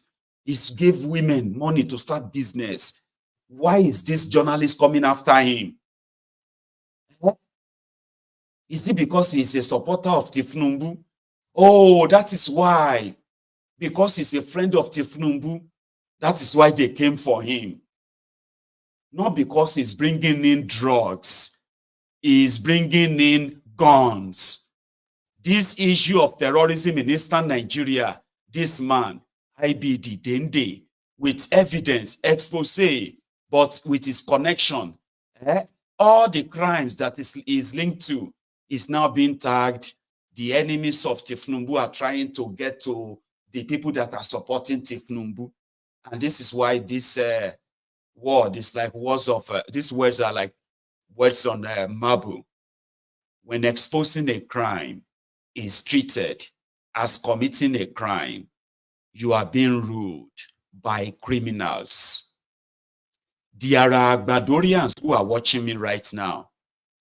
For the past 8 years, some of them's topmost prayer is to see Maiyegun in handcuffs and inside their jail in Nigeria. Not because I have done anything, no. But because I have used my time to awake the people by amplifying with evidence all of the crimes against humanity that these guys are committing. The victims of all of this, they wake up every day and they are like, why is this guy still not arrested? They say it on this platform. The day you come to this country, they must arrest you. This afternoon, one of these Olori Brukus was pretty much comfortably responding to me on one of my broadcasts. And he said, because I said that why is it so difficult that the wealth of the land is in the hands of few, while the majority, the son of the land or the son of the soil, the daughters of the soil, while they were wallowing in the abject poverty, desperation, and all of that, the resources of the land are being taken by the people that are even not from the land. And the little that is left is totally cornered by just few people. So if they are talking about a self-preservation, self-preservation is to say all the things that you have somehow, whether your ancestors or yourself, so everything that you have labored for, that you want them to outlive you, good lives, good economy, sure you get a good standard of living, a good educational standard, affordable and accessible health care, something that you can easily say, this is our own, this is our direct benefit. I'm talking about livable, affordable homes, where people actually live in homes, things that you can really have attachment to. Now, you don't have that. The criminals who are looting everything from you, they are building different isolated places for themselves. They call them mansions, okay? While they leave you in squalor. Then this individual said, all of your plans have failed. Nigeria can never scatter.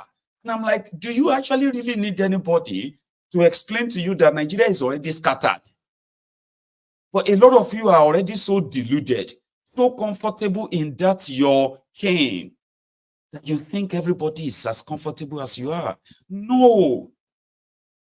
Yeah. The criminals in Nigeria are those, you see, the criminals in Nigeria, they are the true reflection of the lunatics that would always defend them and prop them on. Fisayo told the truth. How the system is hurting you.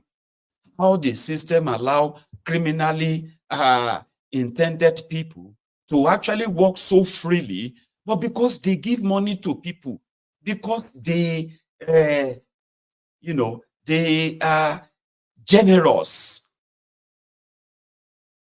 then it doesn't really matter whatever else they are doing to hurt you. So they were calling for Fisayo's arrest. They were calling for Fisayo's this. If something is not done, this Fisayo is going to cause problem in this place or more. Now they have declared him wanted. The Nigerian police is wanted for consistently holding the authority to their job. Fisayo called on the Nigeria Customs. He does this every day. He will call them and he will take part of his investigation he published. He will take them and he will put them on X, on Twitter, and he will call. He will say, good morning. What happened to the bullets and guns brought in by IBD Dende, pieced into their component parts, smothered with black nylons, just how turkey is packaged, lumped together with turkey as though the real import is turkey, and smuggled to eastern Nigeria with the knowledge of a particular custom officer in Zone B.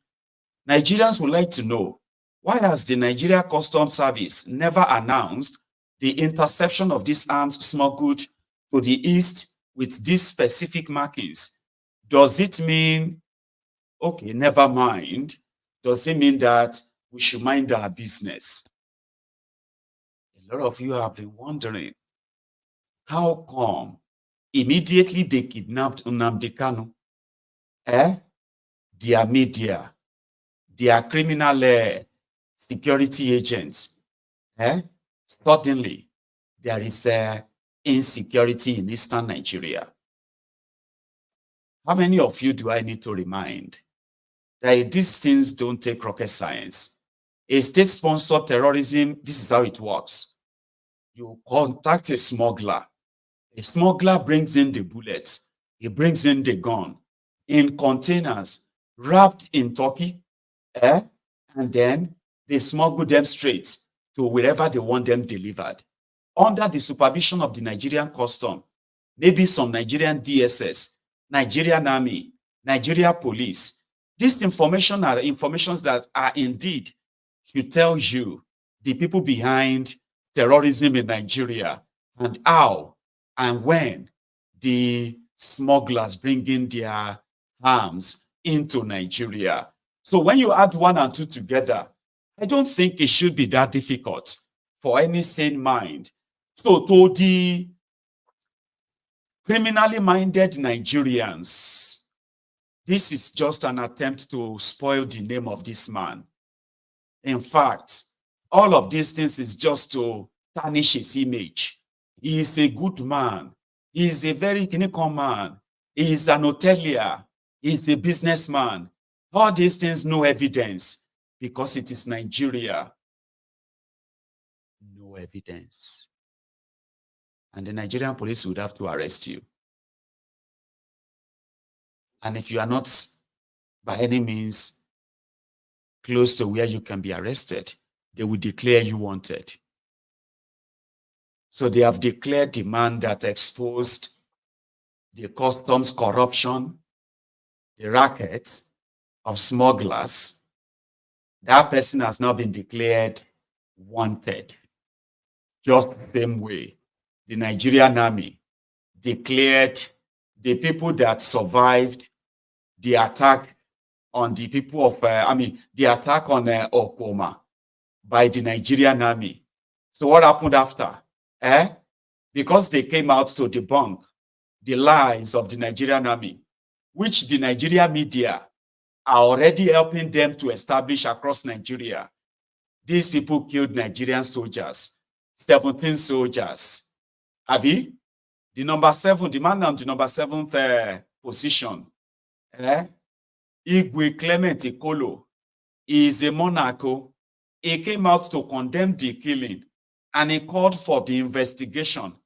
these people wrote petition to the Nigerian army in their area twice to say the level of bunkering in that part is so much that they needed to investigate their own personnel, their own fellow soldiers. They sent, in fact, Baba, this year alone, between January and February, the Okuama people, they wrote 2 petitions to the Nigerian military to please come to their aid, because the activities of the Nigerian army and so many other criminals in that axis doing bunkering is becoming dangerous, that it could escalate into something else soon.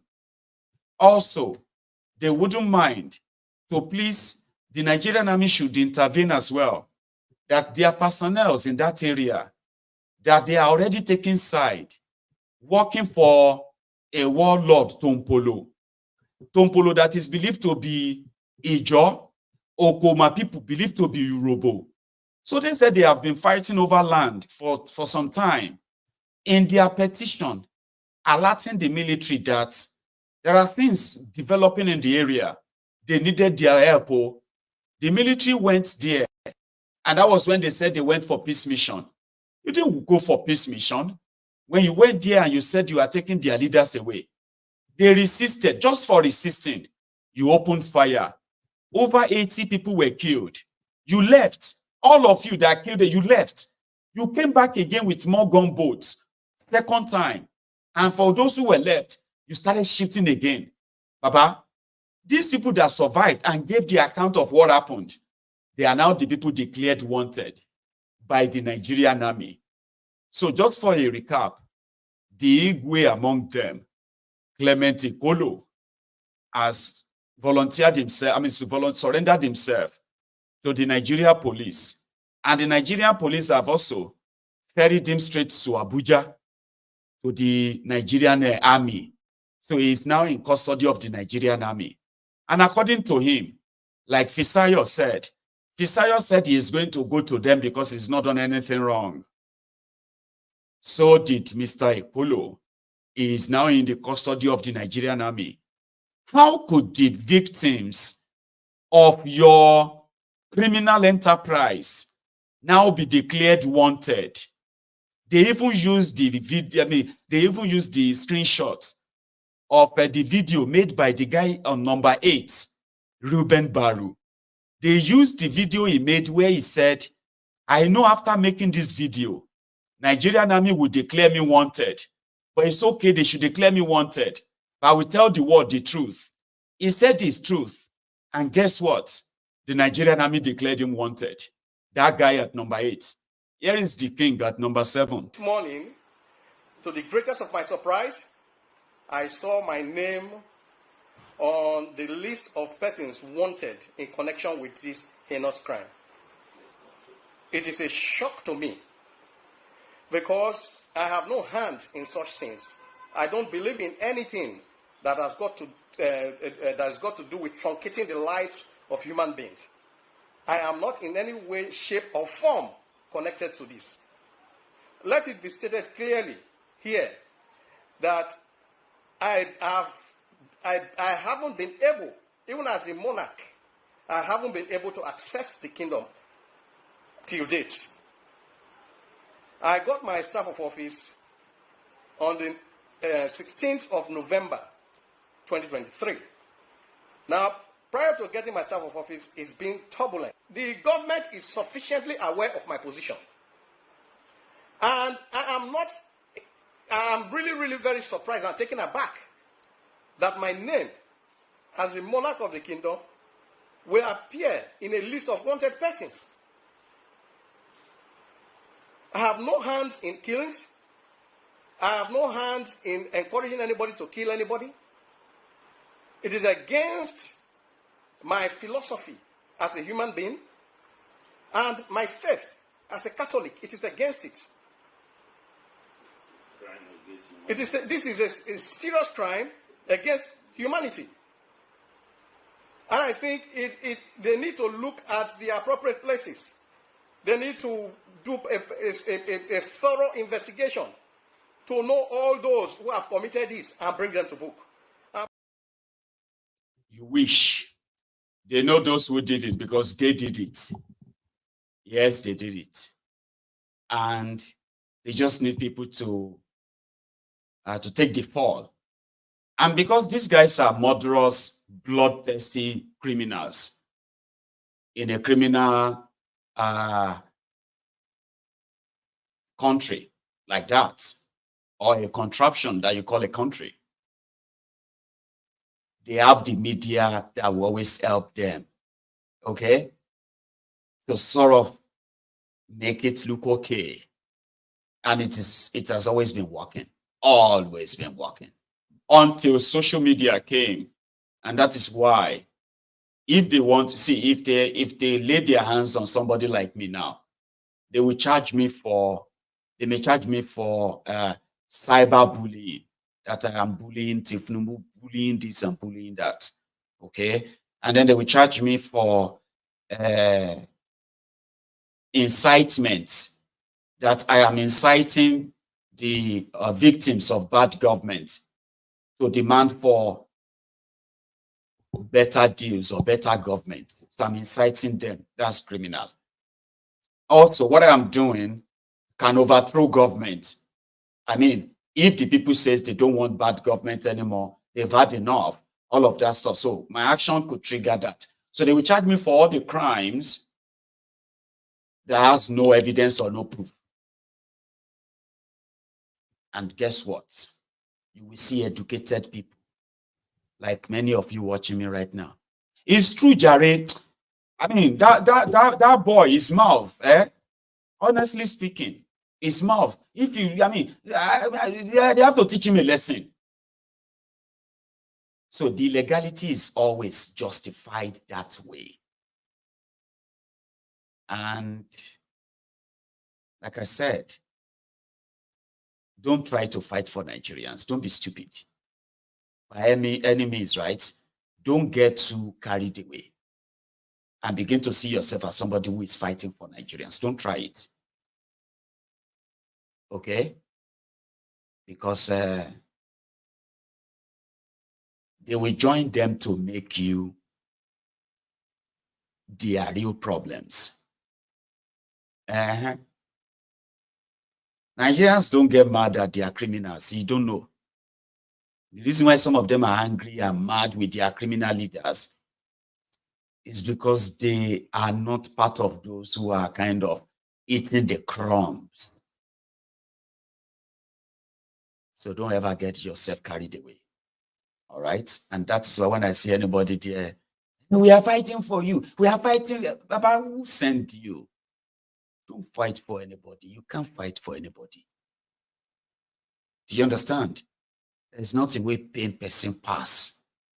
May you the fight, go back, and everywhere, blood, everywhere. Finally, they don't, you know, Isho 5 Cesare cut. I'm talking about maybe about 5 veins already cut, and you're like that. And then you see the people you thought you were fighting for, and they look at us here. Jackie Chan. Now who send you? Now who send you? You just want to kill yourself, Abi. You go just die. I don't know who send you all this thing where you they do. Now, not the way pain person pass. And I don't think you want to see yourself or find yourself in that situation. So don't ever, for any reason, think your advocacy, your outspokenness, and then your boldness and your courage. Like some people will say to me, I love your courage, Maiyegun. I love what you are doing. You are really opening a lot of people's eyes. You are really opening a lot of people's mind. In fact, you are fighting for the people. I said, Hold up. Don't let us get too carried away. Okay? For every one of us that speaks out or encourages others who probably think like you to speak out, and also by us speaking out, we are also helping to give some people who are confused clarity. But do you know what you are doing? You are doing it for yourself, New. What I'm doing right now, I'm doing it for myself, New. I am doing it because you know what? If this works, if I manage to become influential enough that I could influence millions of people simply by just saying this, and everybody begin to say, that's true. Maiyegun, I've been thinking that thing too. Oh no, yeah. Wow, Maiyegun, honestly, you just spoke my mind. And you know, the more people we have like that, the more safer I will become in the world that these Olori Brukus are trying to force on me and my own descendants, my children and children. Because to some people, it be like say the whole world is becoming dumber and dumber and dumber. You won't blame the world. If you are from Nigeria and you are living in Nigeria, Baba, when they tell you say Ogunlaye ni o, it be like saying a war you can't fight, and they are like invisible war. So you get the Ogunlaye ni. And Baba, to so many of us who have somehow, who have seen that if nothing is done, now that majority are more interested in what they are going to eat than how they are actually going to have a life. Mama Jerawa last, we go to chop ourselves last. So what is now the usefulness of Maiyegun is fighting for people when the people you are fighting for bread? So don't fight for anybody until they kind of pick up the fight themselves. And picking up the fight from themselves by themselves for themselves start from here. And that is why I'm doing what I'm doing. So it means that if this work,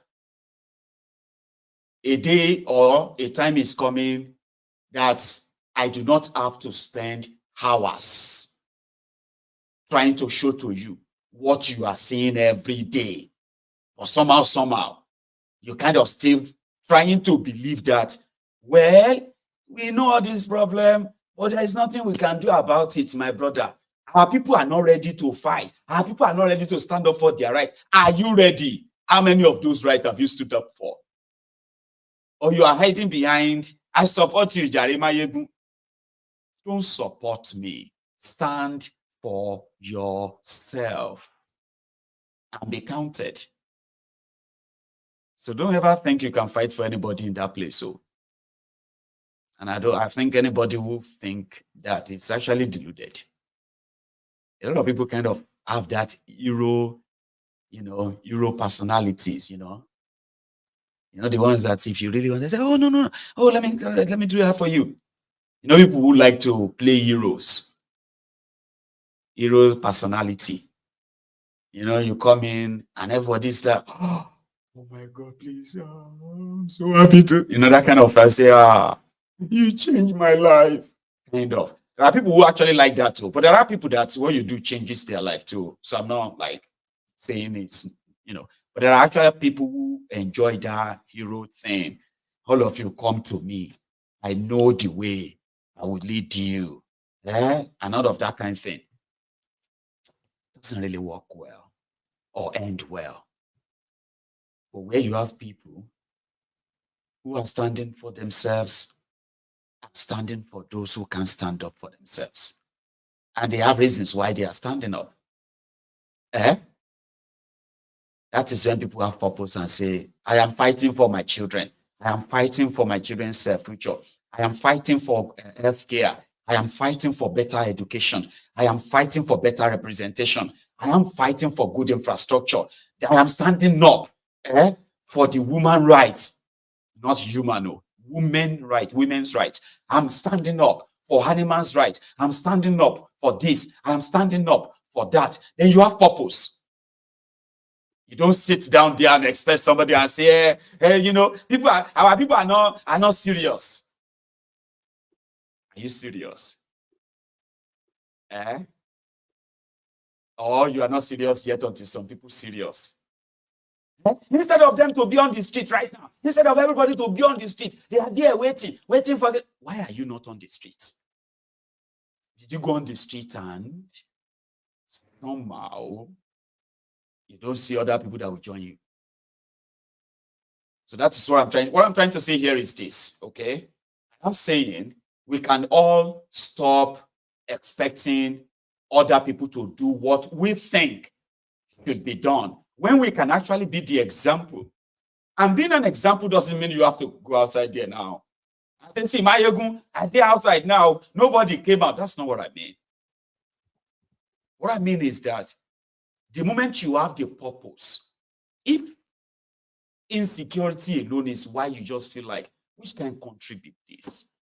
There's no security. If that is the only thing that you are going to make us your purpose and say, this establishment must answer they must answer the questions or they must go. That's something, that's a purpose. You can stand up for that. Where you are standing for insecurity, another person is standing up for economy.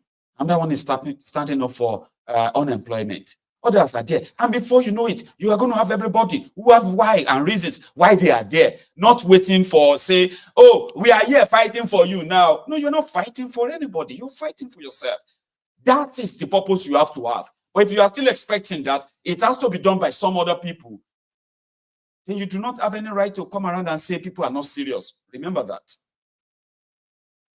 But again, why I have to say all that is because you must know that you do not have that save me hero personality, and it doesn't really save anybody if you cannot even save yourself. So you see, now when you have a system that a law will say you have tribal war, you have ethnic this and all of that, all of those ones are not really as powerful, as strong as the class war. When you look at the basket of those that you can say, these are the career criminals from all over Nigeria, from all the tribes, from all the religions, you will see everybody from everywhere there. Even if they are like this, not many, you will see everybody, every tribe, every religion, every ethnic is represented in that class, the upper class. There is no middle class anymore. So what you have is a lower class and bottom barrel. The bottom barrels are those that are like crabs in a bucket. Have you ever seen the crabs in a bucket before? I'm talking about hundreds, if not thousands of crabs in a big bucket. Filled up, right? And then you will see some crabs struggling and struggling. Why they are struggling to get out? Because you see at the bottom of that crab bucket, there are crabs there. So the crabs there, they are like the foundation for the crabs next to them and the one next to them, like a pipe up to the top. You see the ones at the top, at the one where they see the sky be that, they enjoy the free air. But you see at the bottom, it hurts at the bottom. But it is still a bucket of crabs. You will still see some crabs who have energy, okay, to move and try to come to the top. So when you pour food inside the bucket of crabs, when you pour food there, those at the top, now them go first eat the crumbs. While they are doing this like that, the ones that are falling, they will be falling to the next ladder, next ladder, next ladder. Now maybe now the shit go enter those ones within the bottom barrel. But they are crabs. It is dog eats dog world, okay? So this is the class that majority of Nigerians have been poured into, okay? You see those of you that are living the hard life that you call easy life, the life where you are a mini local government on your own. Proud Nigerians, you are the top crabs. You are feeding from the crumbs, but you are comfortable because they get here they blow you. You feel complain about things being expensive, okay? But somehow, God, they do them. Now you be the top crabs. The one next to you, are the ones who are also praying that they will be like you someday. But even at that, and consider it like that, down, down, down, down, and the ones where they chop shit. Now them plenty pass. Then you can also see some crabs that now jumped out of the bucket. Now those ones, they may find thieves, water, and guess what will happen? The water now carry them overseas. Awanyela Japaju. Majority of us where they are abroad today, that our stories are similar to the stories of those who are hustling in Nigeria today, who are trying everything to get there. A lot of you will flash back and look back and say, Maiyegun, I am one of the crabs that made it to the top. And in fact, jumped out of the entire bucket. So free. While I was doing kata, kata, kata, kata, I found sea. And the sea took me overseas. I became maybe lobster. It became a bigger lobster that is now so cherished. Now they are not just like, you are not just at the bottom barrel eating shit from that crab bucket. Now you are, the analogy, right, is just so you know that the struggle of getting out of that bucket, the survivor, some people where they are trying to get to the top from that crab bucket with the weight of other crabs on them, while they are trying to get out, they go break one leg. Some go break two. Others go break the entire 4 legs, abi 6 legs. They can no longer move anymore. These are those that Nigeria will happen to. All right? Maybe at infant age, at childhood, they've lost their parents. Now two hands, they don't cut off with that. How do you then push out of the crab, of millions of crab, the bucket to real along with 2 legs? It go come the struggle. Along the line, say, okay, let's get education. Maybe that won't give you any small strength. If they try and get education more, at the end of the day, say it can no longer afford education. Pants, no progress again. They don't break another leg. There are many crabs in Nigeria today, many Nigerians whose hands, legs have been broken. These are the people we call the on-boot slaves. Those are the ones that will ask you, why are you trying to fight government? You can never fight government. Nobody can fight government and win. As if to say, asking for your own fundamental human rights is a fight. To them, it's a fight. Instead of you to just stay for a corner, when the people where they once their crumbs drop, I grab them.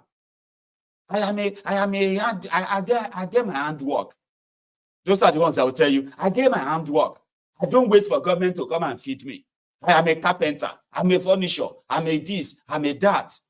Because normally they've taken away something that could have empowered them, education, for them to understand how economy affects. Even you, where we say, nah, carpenter you be.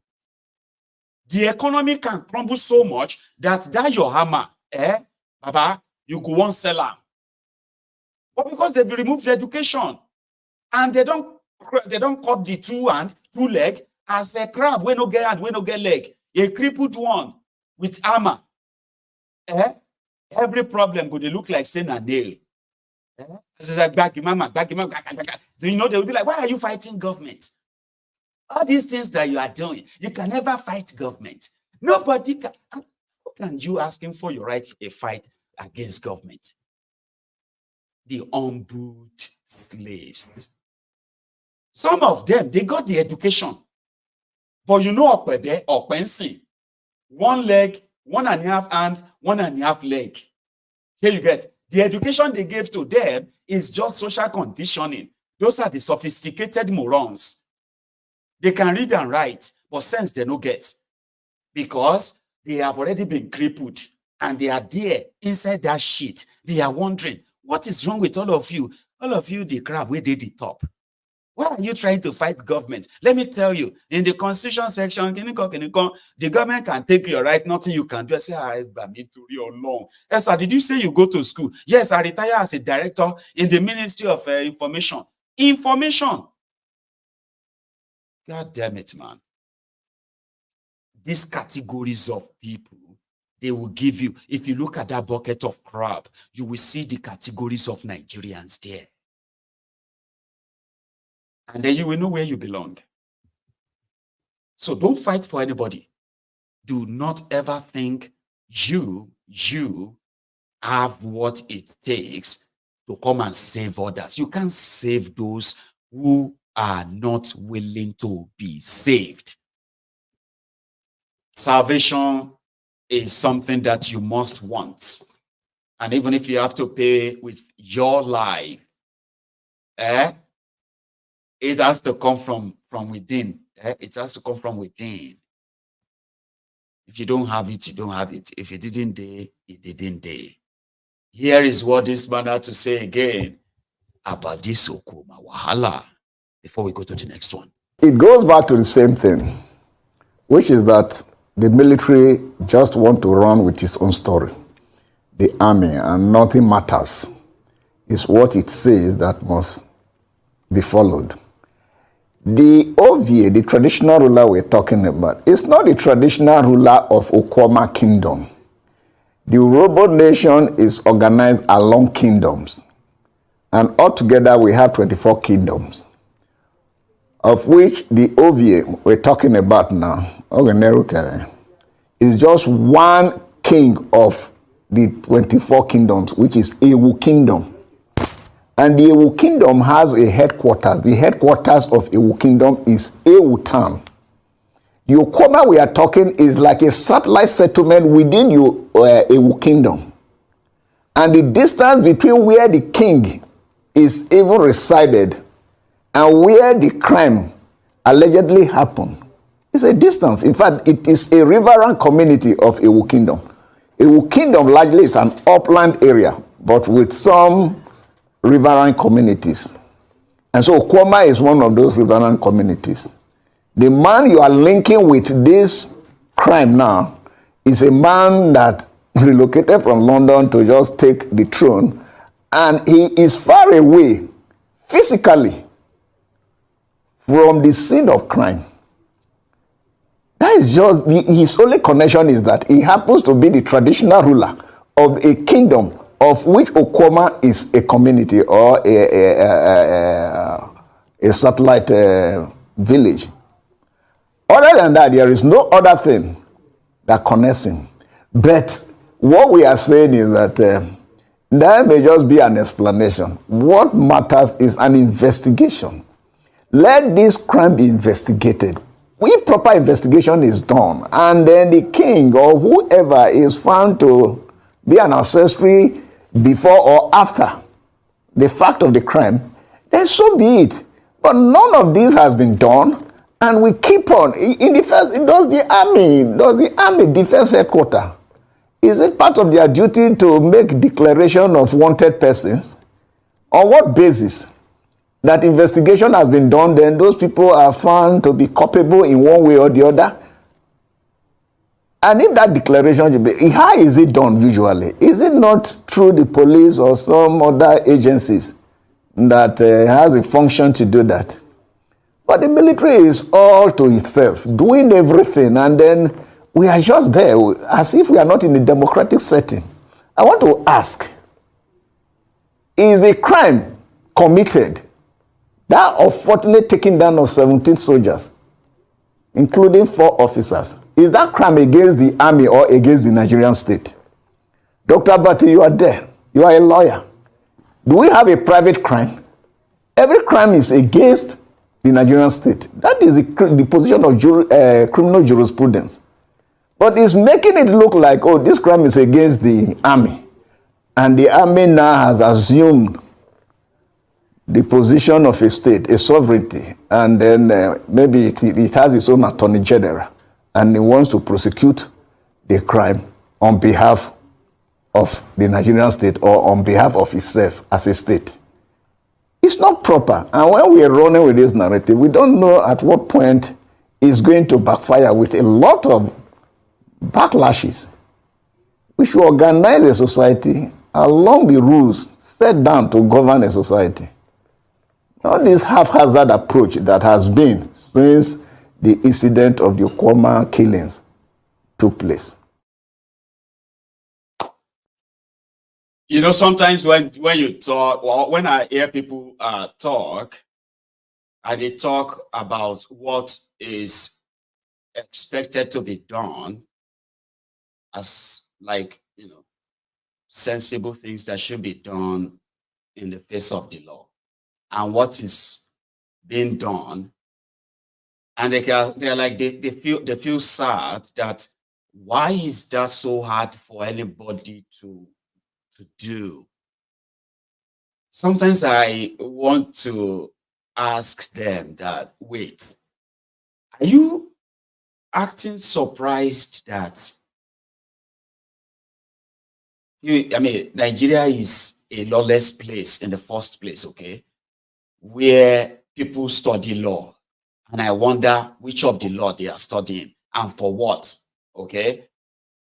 So somebody is now going to now act surprised that institutions in Nigeria are acting lawless. So when people talk that way and they act so sort of disappointed, to me, I am like, are you acting it, or are you serious? Like, are you disappointed? True. Like, you are disappointed, or no, you are just trying to act like you are disappointed because this is a real problem that everybody should kind of pay attention to. And you are like, because I don't understand. What do you expect from a lawless place? Nigeria is a lawless place. The law says your right doesn't exist. That's your constitution. Okay, now I'm going to actually post something now quickly. Okay, just because I mentioned this, right? 1999 Constitution.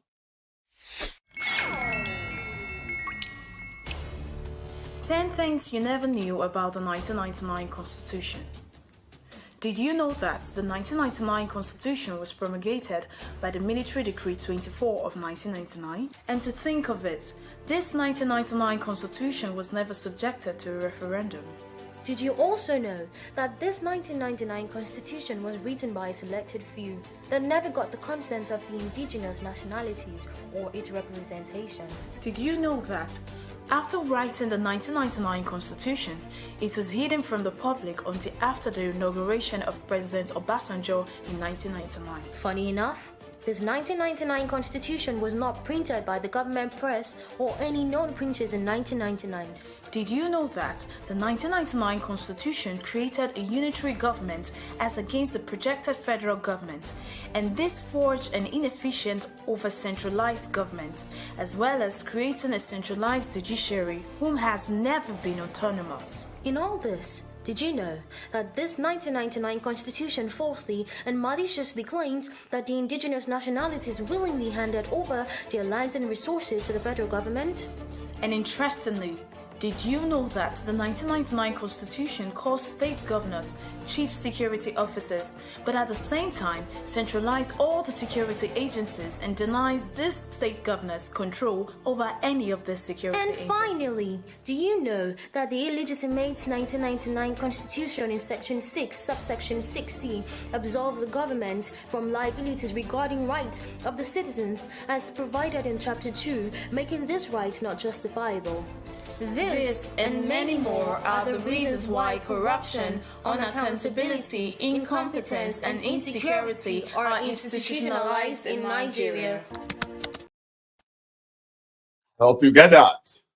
That is the cause and the architect of all of the illegality, the corruption that has become institutionalized in Nigeria.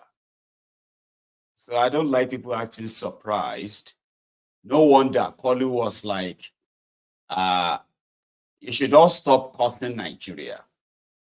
If you don't like any leader, I said Nigeria is a beautiful country.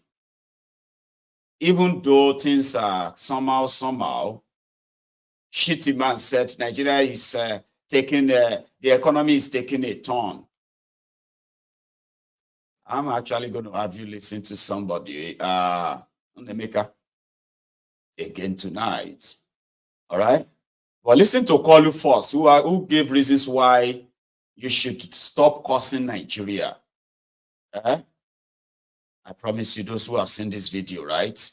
I hope you would sort of watch it again. Okay? And if you have not seen this video at all, I promise you, please do not watch it like you are watching something that is serious. Okay? I just want you to hear this, if you don't mind. Nigeria.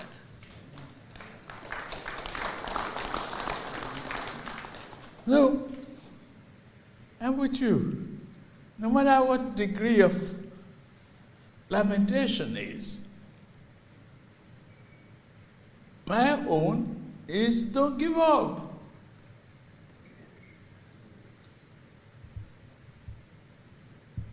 As long as we don't, as long as we are determined to change our country, it is our own to change. Nobody, all these things, America, Britain, France, and others, they can't love us better than ourselves.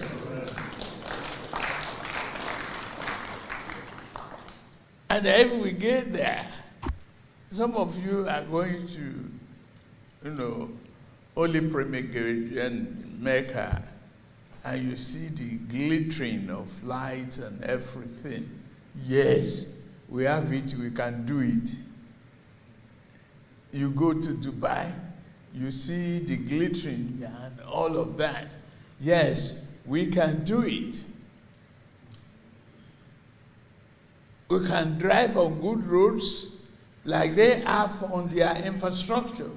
We can have education that is first class. And Nigerians are respected. We give you the assurance as a government that you will be our priority, but not because of you, just because of your children. Who do we hand over to?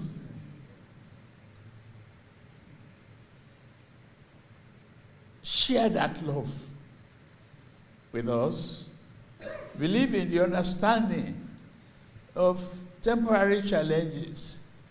Yes. Nigeria is strong, has a good reputation across the world. No military men respect us better than we respect ourselves. No terrorist can defeat our spirit. No matter how bad they target the soft targets, going to the backyard of a school in Kuriga and evacuating some children and giving the wrong figures, it doesn't defeat us. It doesn't.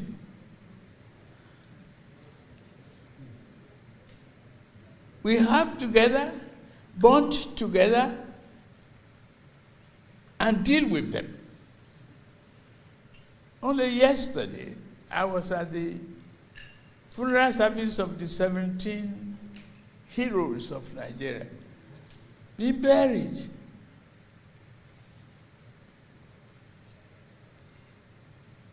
Well, some of their wives are pregnant and little kids in their lives.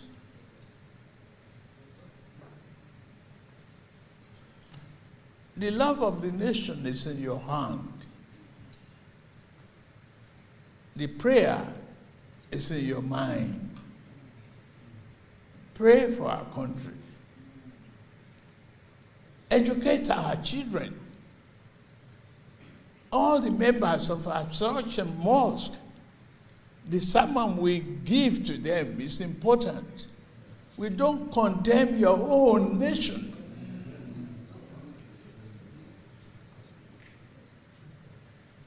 I'm a Yoruba man. And our father will say, no matter how slippery the bottom of your child, leave the bead there.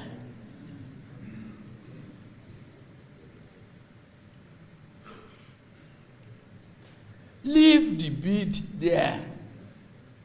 This is your country. Don't condemn it in sermons. Don't abuse the nation. Leadership are meant for changes.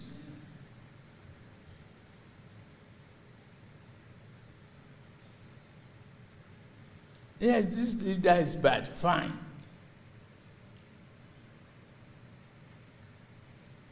Wait until it's time to renew his mandate and say no.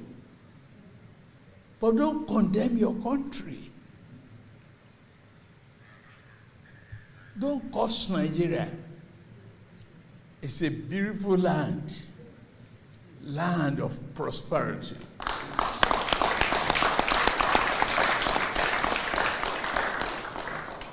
I just have a full belly of rice, my man, everything. So before I overly digest it,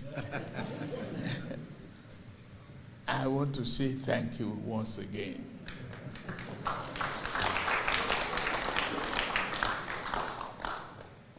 And be able to say we soon get together again. It's a unique period. Lengthened season, and tomorrow is Good Friday, it's my birthday. I take it as Good Friday. Nobody can argue that one with me. I earn it. And to all of you, the cost of fuel has gone up. Food and other prices have followed it. Households and businesses struggling. Things seem anxious and uncertain. I understand the hardship you face. I wish there were other ways, but there's not. Charade!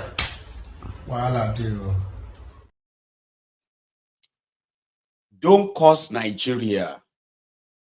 Don't curse Nigeria.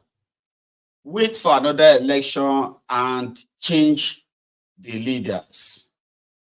Train our children, educate our children, and all of other nonsense you have to say there, okay? But I don't think what you have to say and what he said is as annoying and cringy as that of the Ooni. I'm going to replay that too. All right? Before we then have to go to that of a Shettima, and then we'll go to Naira. Still on the economy. Everything is working fine now. The economy is coming back. Oh, Nippon up. I'll show you. Now rulers of our their country. We're here for iftar, but beyond iftar, we can see, obviously, the bonding strength and diversity of our their nation. Sorry about that, guys, right? Just before you continue, if this is you seeing it for the first time or second time, I want you to pay attention to the disrespects in this video, where Ooni was talking and everybody continued to eat, to the point that it became so obvious that everybody was like, oh my God. Oh, rulers of our their country. We're here for iftar, but beyond iftar, we can see, obviously, the bonding strength and diversity of our their nation. I want to also extend a very deep gratitude to the religious leaders that are here. all and sundry and all the stakeholders of our their nation are here. We do not have any country. This is our nation. And we all must join hands to make it work. We're here, like I said earlier on, beyond the iftar, for a proper bonding, for us to know and have it at the back of our mind that we should continue to intercede and do all the great things that we can all do for our their nation. You cannot do it alone, despite the fact that you are the father of the nation. We are all here to let you know that you have us. In our words, you have us. In our thoughts, you have us. In our deeds, you have us. And all in our action. You are not alone, and we can see and feel your effort. We see the things you're doing, and you have always been telling the nation that please exercise patience. Things will be better. And it is very obvious things are coming down gradually. Everything that has been skyrocketing, which has caused a lot of fear, a lot of anguish in our their country. Over the last couple of days, gradually, things are getting better. In the area of security, we know that you are trying your best. Yes, we are not there. We know, but we cannot leave you to do it alone. It's a joint and collective effort. You are the president for even and over the citizens that are for you and the citizens that are against you. You are the leader. We should all join hands to support your vision.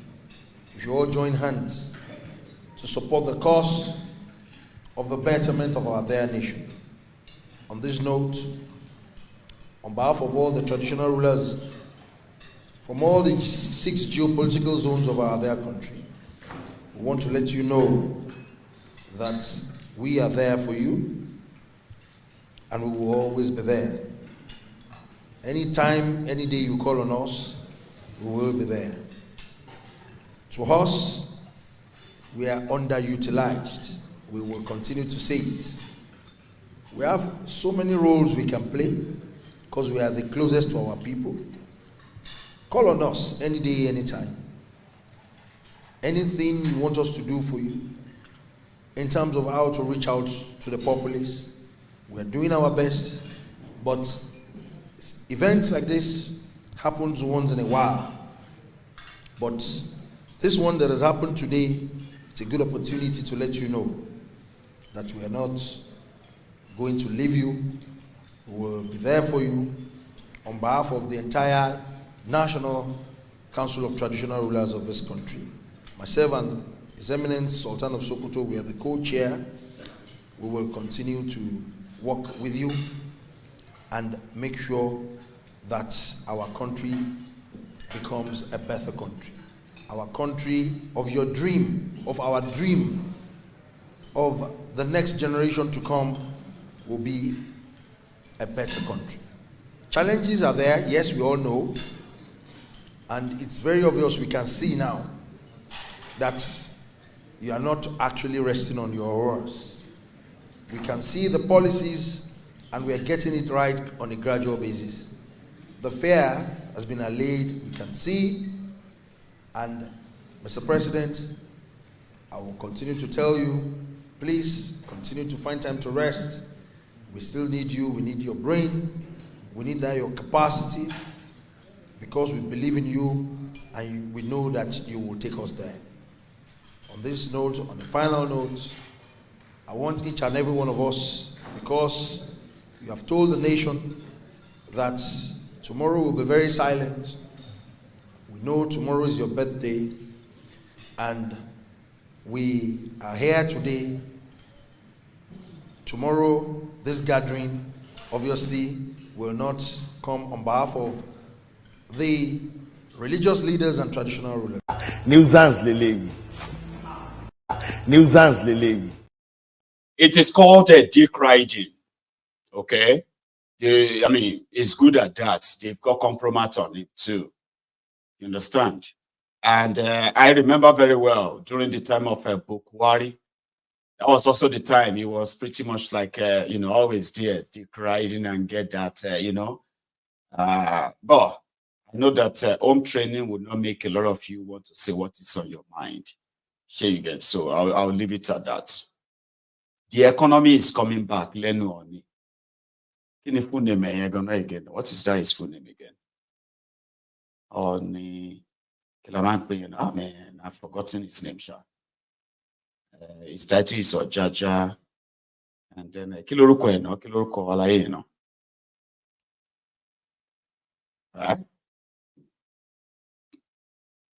Anyway, you know, they say out of sight is out of mind. I shall know Ogunwusi. It's called Ogunwusi. He has a name. And he has another name.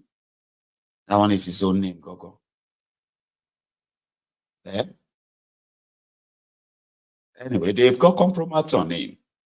So some of you probably wondering, why would your revered supposed Ooni of Ile-Ife is now a dick rider for criminal personalities,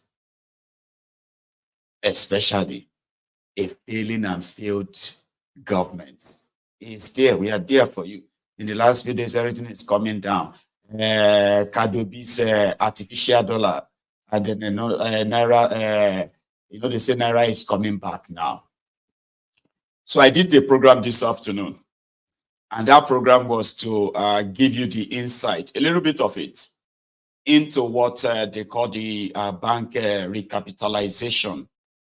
I may not be going through all of that with you again, okay? But I've got somebody who seems to be a little bit more vast in this topic, and I want to share that with you. But before then, Ma just make you feel somehow again from that room. It was a Shettima. So Shettima also said the artificial, you know what people ask, okay? Like, Nigeria Naira has nothing to back it. And Nigeria Naira is existing on just speculations. For its real value, it's probably like going to be, it's the value of Nigeria Naira to $1. The real value could probably be about 4,000 Naira to $1. I know. Like the economic idiots that some of you are, the Abobakus. You think that's what I wished. It's not about what I wish. It's not about what anybody wish. It's what they are even telling you. Even Shettima said people are not happy now that the dollar is coming down. But you are hearing it, you are seeing it. It's not that Nigeria's production, export, or whatever has improved in the last. You will say, in the last 6 months, Nigeria's export, Nigeria this and that, they have improved so much that is enough to now say Nigeria Naira is fighting back. You know, there's nothing like that. You know, this is practically a sort of doctoring the market, because it is now becoming more scarier for these roads. So what did they do? Let us start bringing out whatever dollars we can get now, so that we can create an impression that Nigeria Naira is fighting back. And this fighting back is about how much dollar we have. And we are going to get more.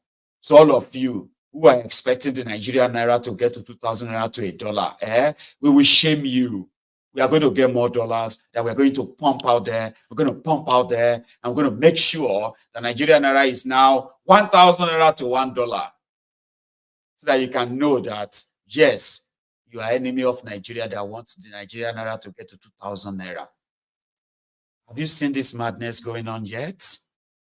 They would have a lot of money to spend. A lot of it. I will make you hear that of the Shettima. He's the one that like to sound like, you know, like somebody will just finish their reading 48 Laws of Power. The Shettima here at that same gathering where Nippon said everything is coming down. Your petrol is coming down. What is it coming down? What is coming down again? Your gari is coming down. The rice is coming down. Everything is coming down. Why are people not happy? Are they coming down? Or you are expecting them to come down soon? Honestly, I want them to come down too. But look at the criminals that met the Nigerian Naira to dollar at 145 Naira to a dollar. Central bank rate. 195, 98 Naira to a dollar. Black market rate. Pound sterling was 250 Naira, 245 Naira. Black market rate. When these rogues came to power in Nigeria. Fast forward to 2024, nearly 9 years after, the Nigerian Naira is now, was 1,980 Naira to a dollar. Under these Olori Burukus, everything changed. Life changed for everybody, for the worse. Okay? Now, these criminals, these born criminals, they want you to celebrate that they have now brought the dollar down to 1,400 Naira to a dollar. Why are you not happy? You are supposed to celebrate. That is how it works. Reverse psychology. You should be grateful. Come on. So you are happy that the Nigerian Naira was 2,000 Naira. Why are you not celebrating now that it is 1,400 Naira? If they no be say they swear for you. If no be say what if you met a dollar and economy at 145 Naira. And it is now 1,400 Naira. Or maybe 1,000 Naira to a dollar. The cost of living is, But whoever is saying this is a voodoo artificial come down, when they exhaust all the dollars, we hope they would have enough that will last for 4 years. You haven't seen any really improved in production, not even your electricity. But for the Shettima, enemies are now crying. Role to play.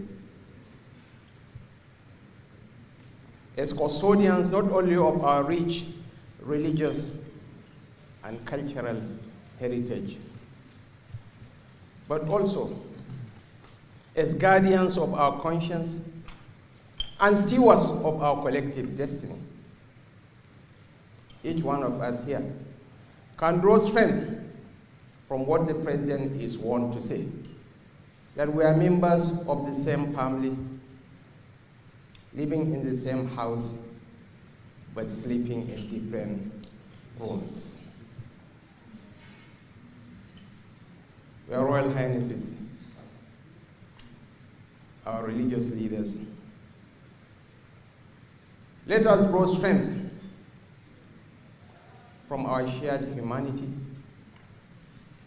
and build bridges of brotherhood and sisterhood that transcends our ethnic and religious divides. What binds us surpasses whatever that divides us. Let the light of love smolder the darkness of division and hatred. The President is quite glad that the Ramadan season coincides with the Lent season. And here we are, under the same roof. People of different backgrounds and faith that have come together as one family, as one nation, with a shared destiny. Your Royal Fathers, the President means well for the nation.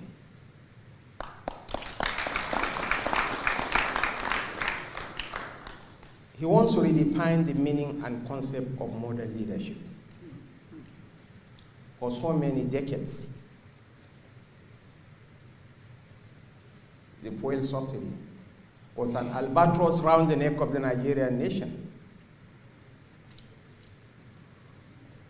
But he took the painful bullet, the painful decision from day one to hit the ground running. Now the economy is turning the corner. Now the prophets of doom are going silent. They were anticipating that Naira will go to 5,000 to the dollar. Now the dollar is crashing. And they are counting their losses. And they will continue to count their losses. And the economy, by the grace of God, is bouncing back and in full force. We need to rally around him. We need to align ourselves with him. Nuisance leleyi. Nuisance leleyi. Shettima, shake out Shettima. You see the government, you see the criminals in your government. They are on social media, all right? Pepe demo, Aṣíwájú Pepe demo, Pepe demo, Aṣíwájú Pepe demo. Now the Pepe dem gang, your politicians be Pepe dem.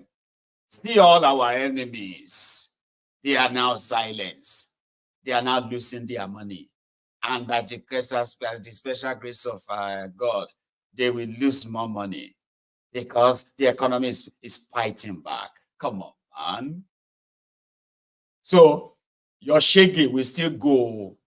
But for now, may the people we don't want Tinubu, with people where they wish say the Nigerian Naira will cross 2,000 to $1, let them cry now. So thank you so much, Cardoso. All those people, they are crying now because the money is losing value. But if you get your dollar, you better keep your dollar. If you get tempted, in fact, if you get the trashy paper called Naira, before they steal the money from your bank, okay, go to when those who pump more and more money. According to them, they are saying there's nothing called the foreign direct investments now. But you see, the stocks they don't make $1.5 billion has entered Nigeria economy. This is not investment or anything, because Nigeria under these roads, in their scheme and all that, they have means of selling treasury bond and things to get people and bring their money.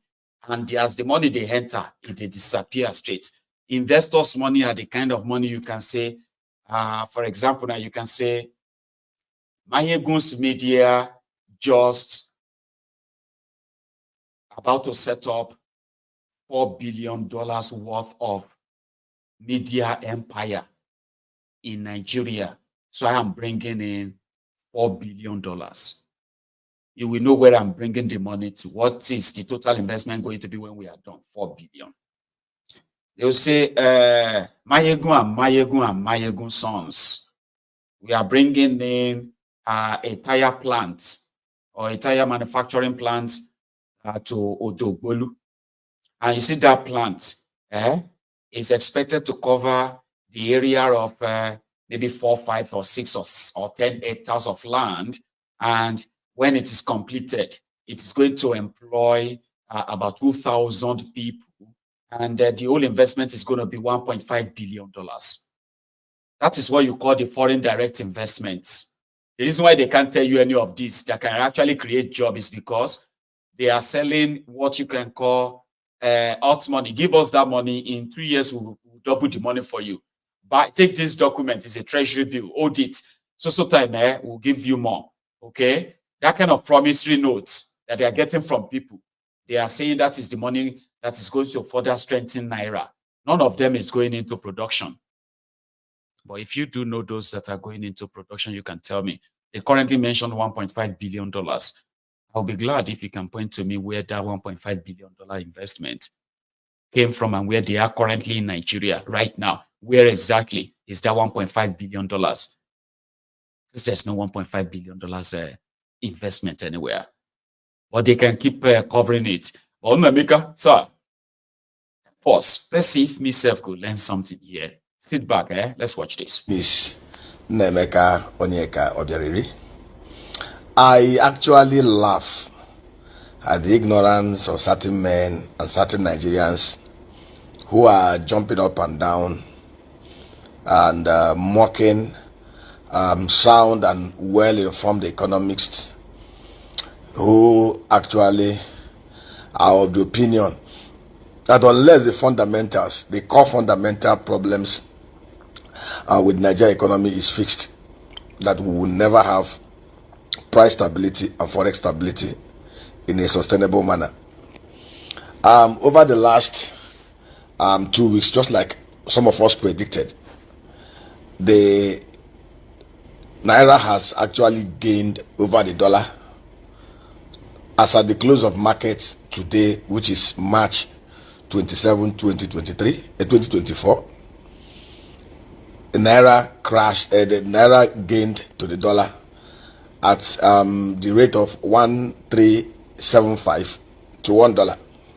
I have heard and read certain submissions by certain ignorant fellas who assumed that some of the informed economists have predicted that we must have to fix the fundamentals, fix the problems before we can talk about price and FX stability. They refer to them as prophets of doom and all the rest of it.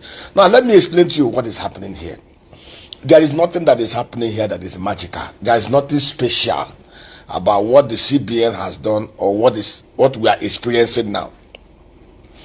As of today, the Central Bank of Nigeria has moved the MPR based on the outcome of the last MPC to about 24.75%. Liquidity ratio remains 30%. 45% cash reserve requirement for the banks. And what was the essence of this? If you ask the governor of the CBN or any other person, they will tell you they are mopping up liquidity.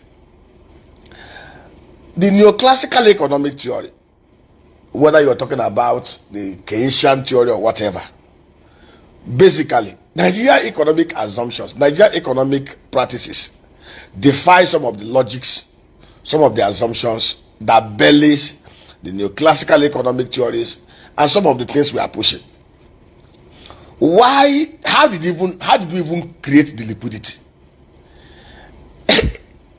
Over the last 8-9 years, Buhari and Emefiele printed 23 trillion naira plus accrued 7 trillion naira interest, 30 trillion naira. Buhari and Emefiele injected over 10 trillion naira into the economy by way of all manner of shady interventions in the sector, including the Hush Mama school feeding program and the Humanitarian Affairs Ministry program.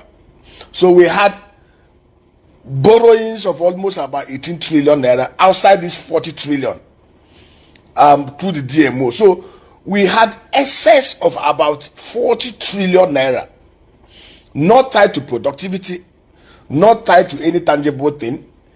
Most of these monies were looted by the operatives of the state.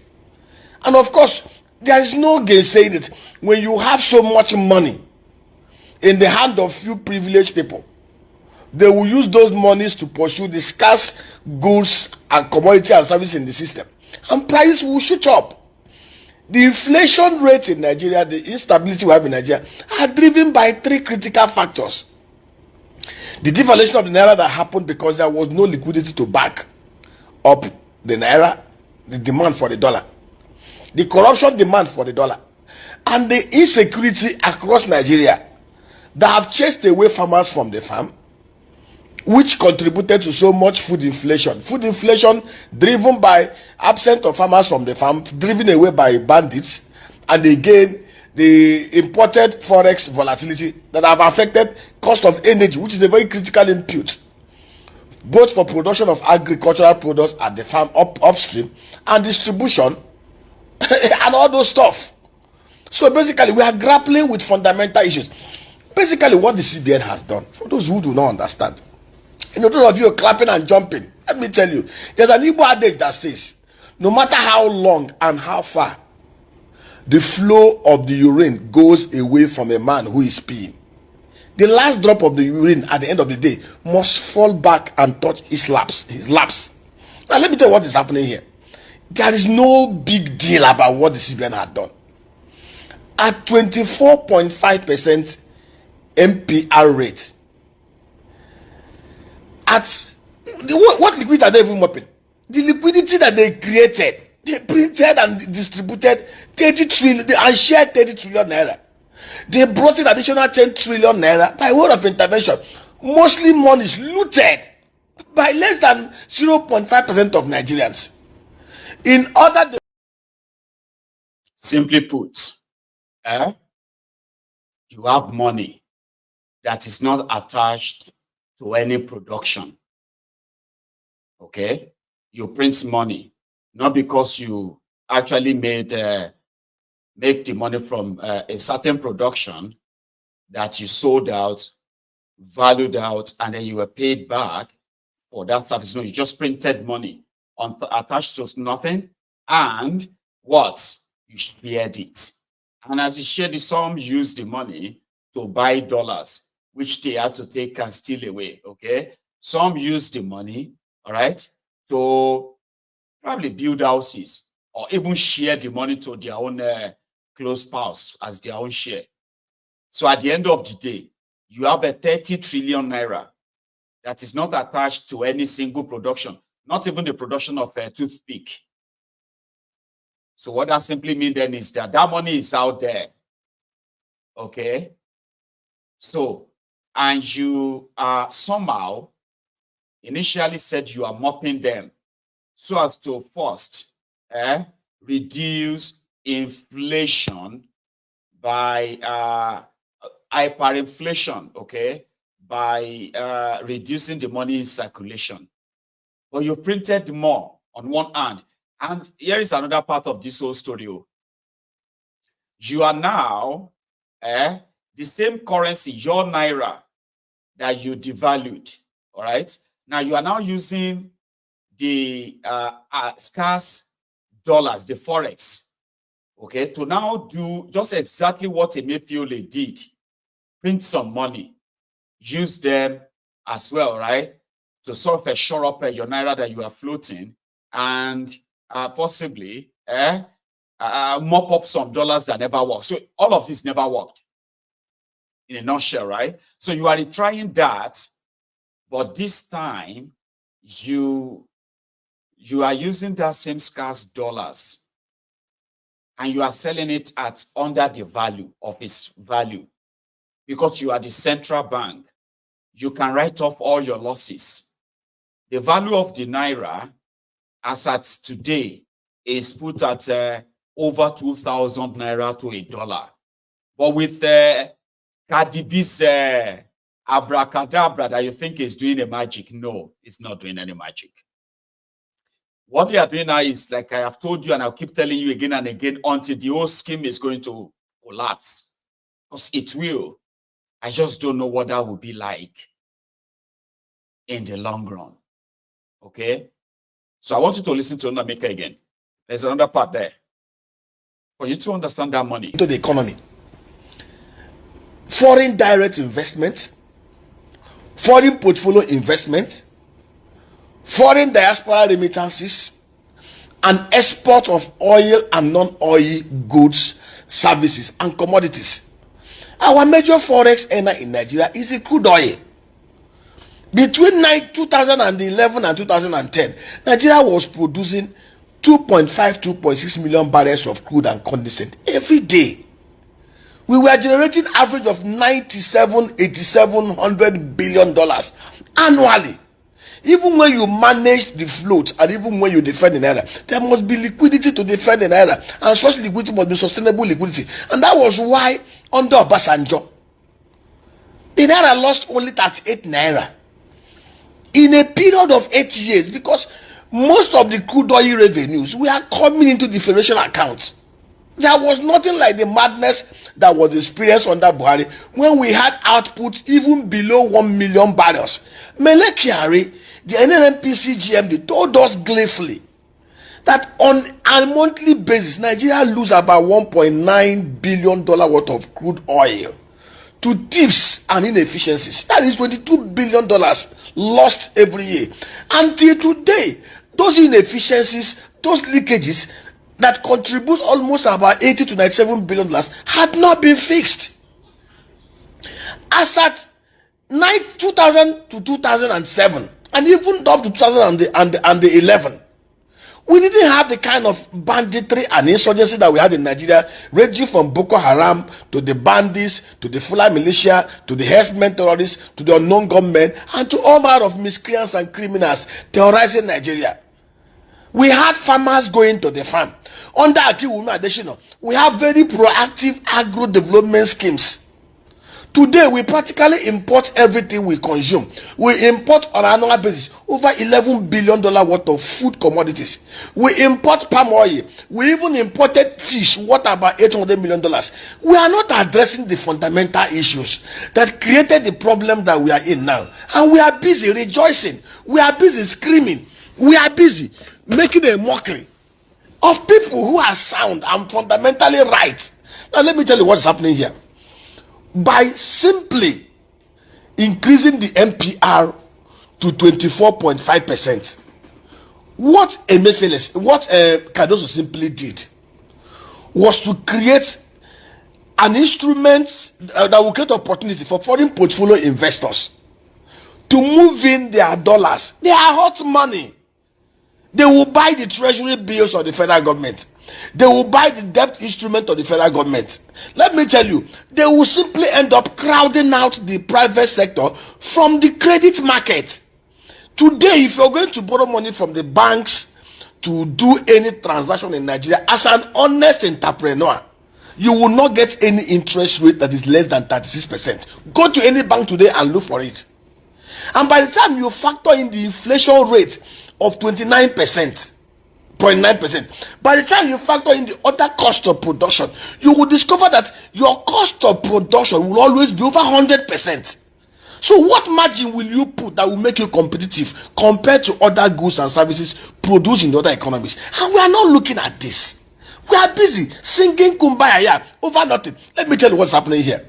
The whole global world is laughing at us.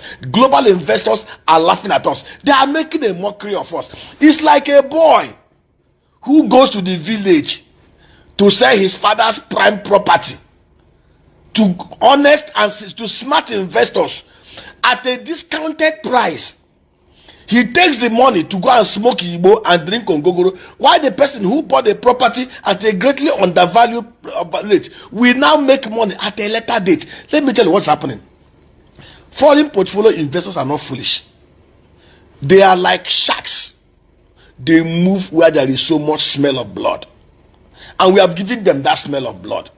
Some of you are not aware that the NPR rate in some countries like Japan is almost negative. Let me tell you, some of these portfolio investors will flood into our market with dollar. They will come with dollar. They will borrow money from their own banks at 1%. They will bring the money and hand it over to CBN and do a swap. And let me tell you, for those of you who are ignorant, swap simply means they will tell CBN, I am bringing $2 billion into your economy to buy so instruments. In the next 6 months, in the next 1 year, I am taking those monies back. I am going to set down my portfolio and I'll take the money. You're going to give me dollar as so rate, and I'm going to pay a premium. CBN, of course, they are desperate and they will agree. Or they can provide another hedge mechanism. And they will inflow this money.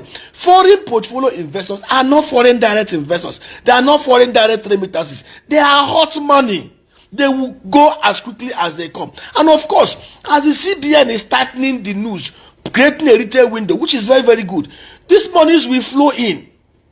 And as these monies are flowing in, these guys will, of course, buy the bill into the economy. It's all right, Mr. Onnaneka. Some of my people, they will believe that he's talking too much, but I like it. I like that talk too much in this sense, so that when in another few months, a lot of you wouldn't listen, but you just remember that Maiyegun said this whole thing is like a Ponzi scheme. is going to all fall back in a way that it is not sustainable. That's the only thing you will remember. And in a few months' time, when the whole house of cards comes crashing, Maiyegun, you are a prophet. I am not a prophet. You see, the evidence of what they are doing, their crime and criminalities are not that. They are always in the open. But you know where the problem is? A lot of you actually wanted even their scam to become real. And, let's give them chance, you give them time, and let us see how that one will go. Like gamble. Because you really wanted what they are saying to you, which is mostly different from what they are doing. You really want that to come to be true, to be true, or to happen. But you see what that Nnameka was saying is that there are so many factors why Nigeria Naira is weak. And it will remain weak no matter how much of this artificial pushing or promises that they are making to foreign direct portfolios. I mean, I actually wanted you to hear the part foreign direct portfolios and foreign direct investments. Me and you, when they send money to Nigeria, we have greater value, added value to what Nigeria is getting from us. Because all the money we are sending to Nigeria, they are interest-free. Foreign direct investors, these are people that will bring their legitimate money. They will bring them to Nigeria to come and invest. You can see the physical investors. You will see the physical investments. Foreign direct portfolio, they are like lenders. You have to tell them that there are things that you could give to them and turn to cash. But if they can provide you cash now, you will take it. So what they will do is that these guys will now, like in the UK, there are some businesses they call the hedge fund. This hedge fund, they are people who manage other people's money. The money is there. I could be a hedge fund manager, and my entire fund could be up to, let's say, $10 billion. It's not my money. It's people's money. Okay? But I am to find investment for them. Any country, anywhere, anything that can turn to money, I have to look for that. And it has to be like in a short-term basis, like 3 months, 6 months, kind of. So when countries write out treasury bills, okay, and say, oh, this treasury bill or this so and so is $100,000 or $1 million, but it is attached to so amount of crude oil. We'll give you so amount of crude oil that will turn to cash for you if you can give us $1 billion, or if you can give us 500 million. Look for the buyer, look for this, and we'll sign all the papers. So now I can take out this money, even if I have to kind of borrow money for that investment. I can go and borrow money at interest rate of 1.5%, 2% interest rates in the UK. Once the bank gives me the money, I will just call the Central Bank of Nigeria and take a look at all of the bloody tasty offers they have, all of the resources of Nigeria that can be traded off, and which of them I think is more lucrative. I will tell them, we will put $100 million into that, or we'll put $10 million into that. And in 6 months' time, we are going to get 800 million worth of a return. That's going to be like about 700 million profits. That kind of a thing is what Kadibi is announcing to people, that they have gotten 1.5 billion in the last 1 month, he said. So that 1.5 billion is not foreign direct investment. That 1.5 billion is not remittances.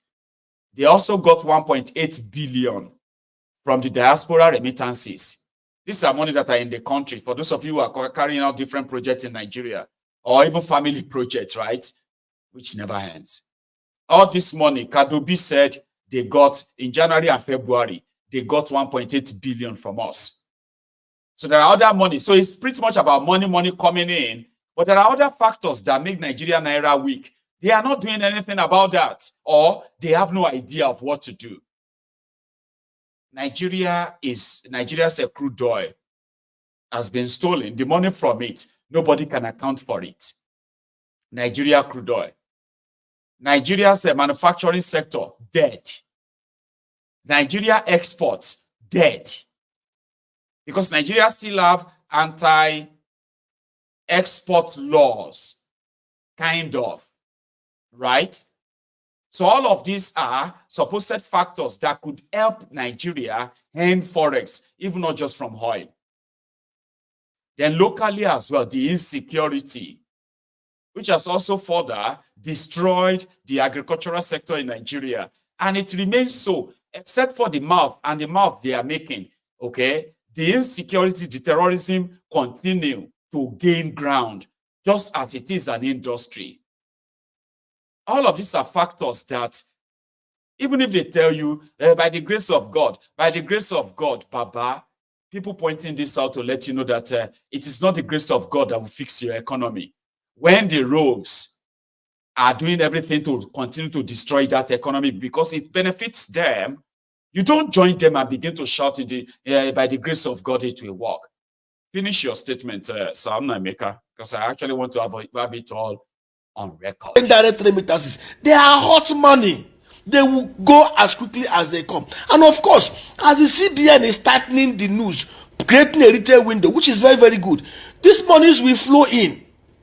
And as these monies are flowing in, these guys will, of course, buy the bills and wait.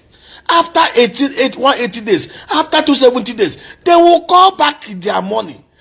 Let me tell you, in the balance sheet, in any accounting entry, there's always a credit and debit entry. When they give this, they are lending money to the federal government of Nigeria, if you don't know. When they buy your treasury bills, they are lending money to the central bank. When they buy your bonds, they are lending money to the federal government of Nigeria through the DMO. So when you receive that dollar comes into our position as part of our reserve.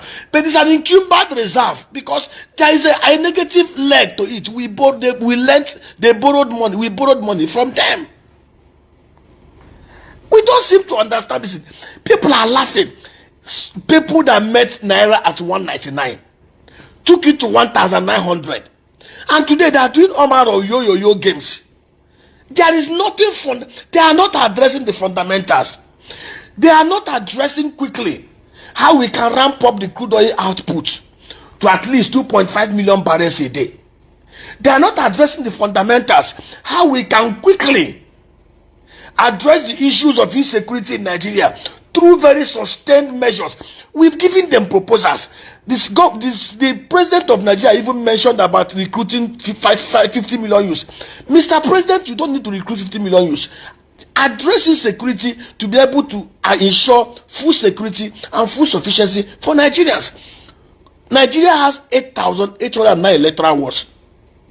Recruit 900 youths from every electoral ward. Let these 100 youths be selected by their fathers and their mothers, not by politicians. Every community knows the good, the bad, and ugly.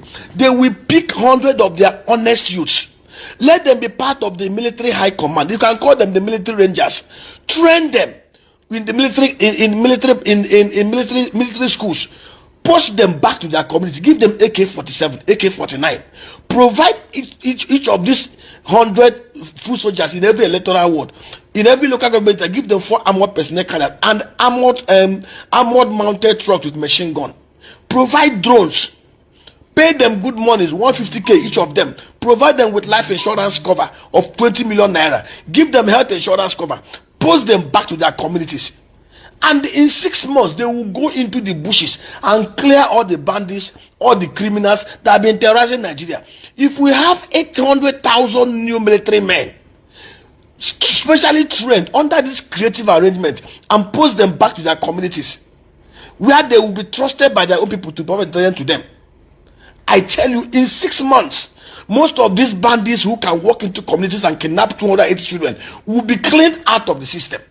And farmers will go back to work and farm and produce goods. Entrepreneurs will go to work and make money and create services.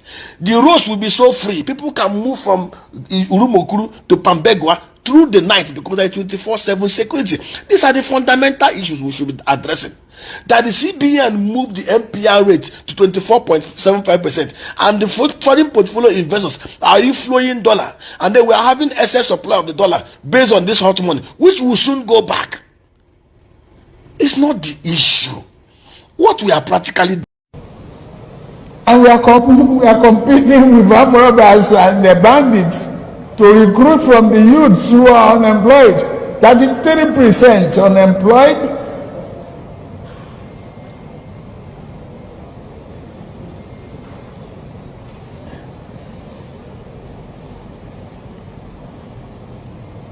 Recruit 50 million youths into the army and the other thing. Take away from their recruitment source. What they will eat? Cassava, agbado, corn in the morning, yam in the afternoon. It's growing here. You create demand and consumption.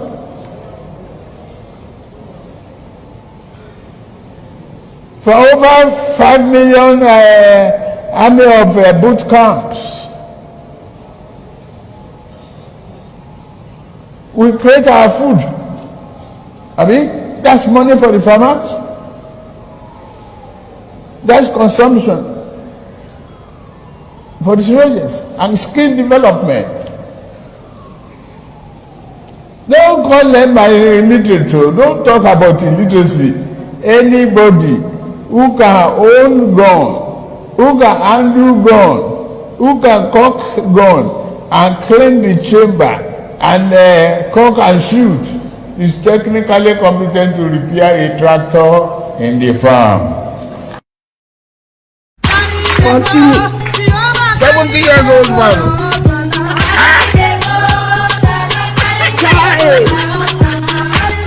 He thought you. Jesus is Lord.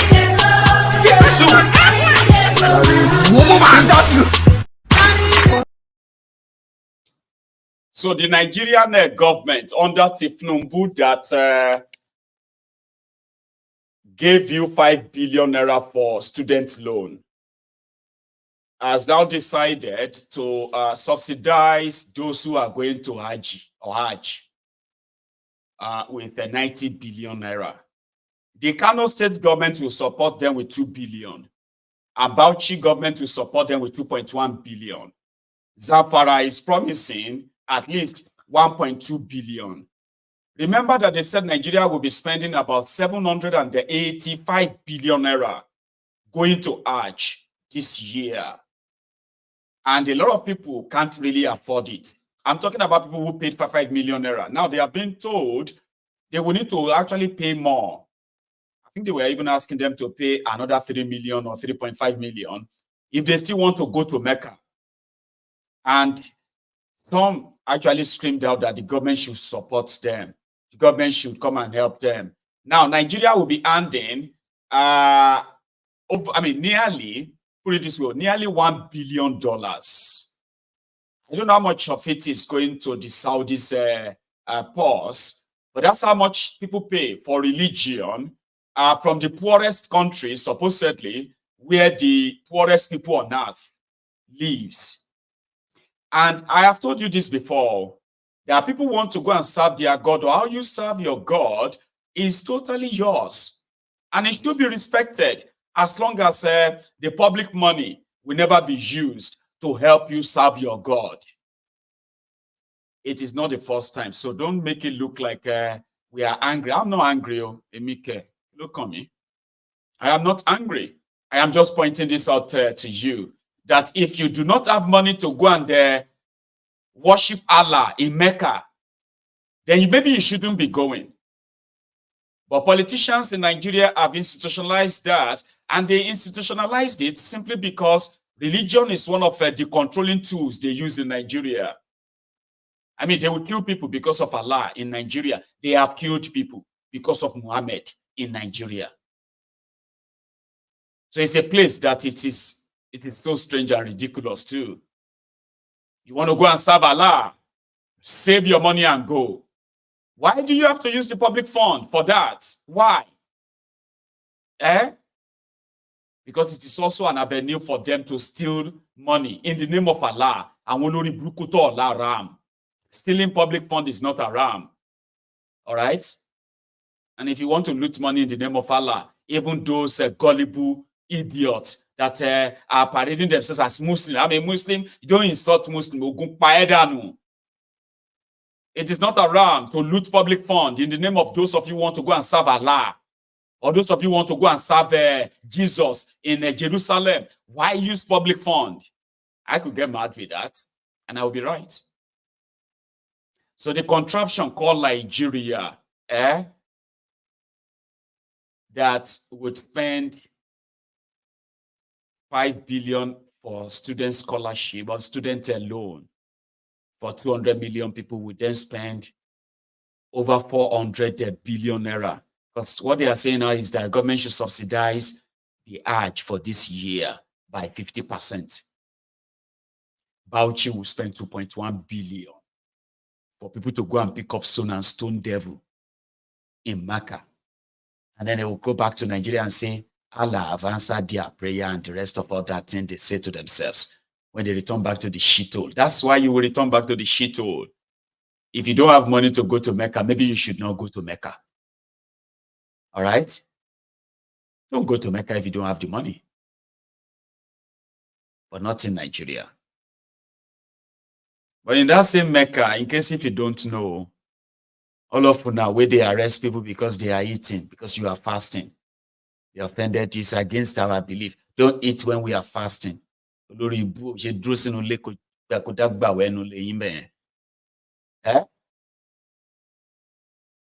Nigeria, one fraud, Nigeria. They will tell us if you are going to northern Nigeria, you need to be very careful. You know that they are Islamic there. You need to cover your body. You need to shake it. You cannot sell alcohol. You cannot buy alcohol. You cannot blah blah blah blah blah. I want we a drug addict. The region of a drug addict, where including housewives, you go see housewife who is a drug addict. But there are those who shout haram, haram, haram here. Anyway, Saudi Arabia that you are going. If I go to Saudi Arabia now, I will go to the bar and drink. You know that, Sha? I can club in Saudi Arabia now. Yeah, I can go to club and talk to girls. Yeah, we can do all that shit, man. Yeah, in Saudi Arabia now. Even Miss Saudi Arabia is running in the next Miss Universe competition. And you know the Nigeria because of Allah. This is Miss Universe of Saudi Arabia. I remember in 2000 and when was that year again that they started killing? They killed over 200 people in Kaduna because of Miss World. That they wanted to bring Miss World pageantry to Nigeria. And they started killing people in Kaduna. Now the place where they go to, the foundation of Islam, the place that you think you are more Islamic than them. They are Arabs. They are Muslims, Abi. Their women are now driving. Their women are now doing everything that they told you in your Quran and all of that. That is why you are archaic today, and you will kill somebody because of your religion. So a lot of people are now asking, what kind of religion, what kind of Islam are they practicing in northern Nigeria? We hope you are evolving too, as the rest of the world is evolving, okay? I am thinking that we should take calls tonight, but I'm also pretty much like, I don't know if I have already overshot my time, but yeah, let's take calls, okay? The line is there open. The number is on your screen, but most importantly, at least like the broadcast before you leave, okay? If you have to, I will be back in a minute.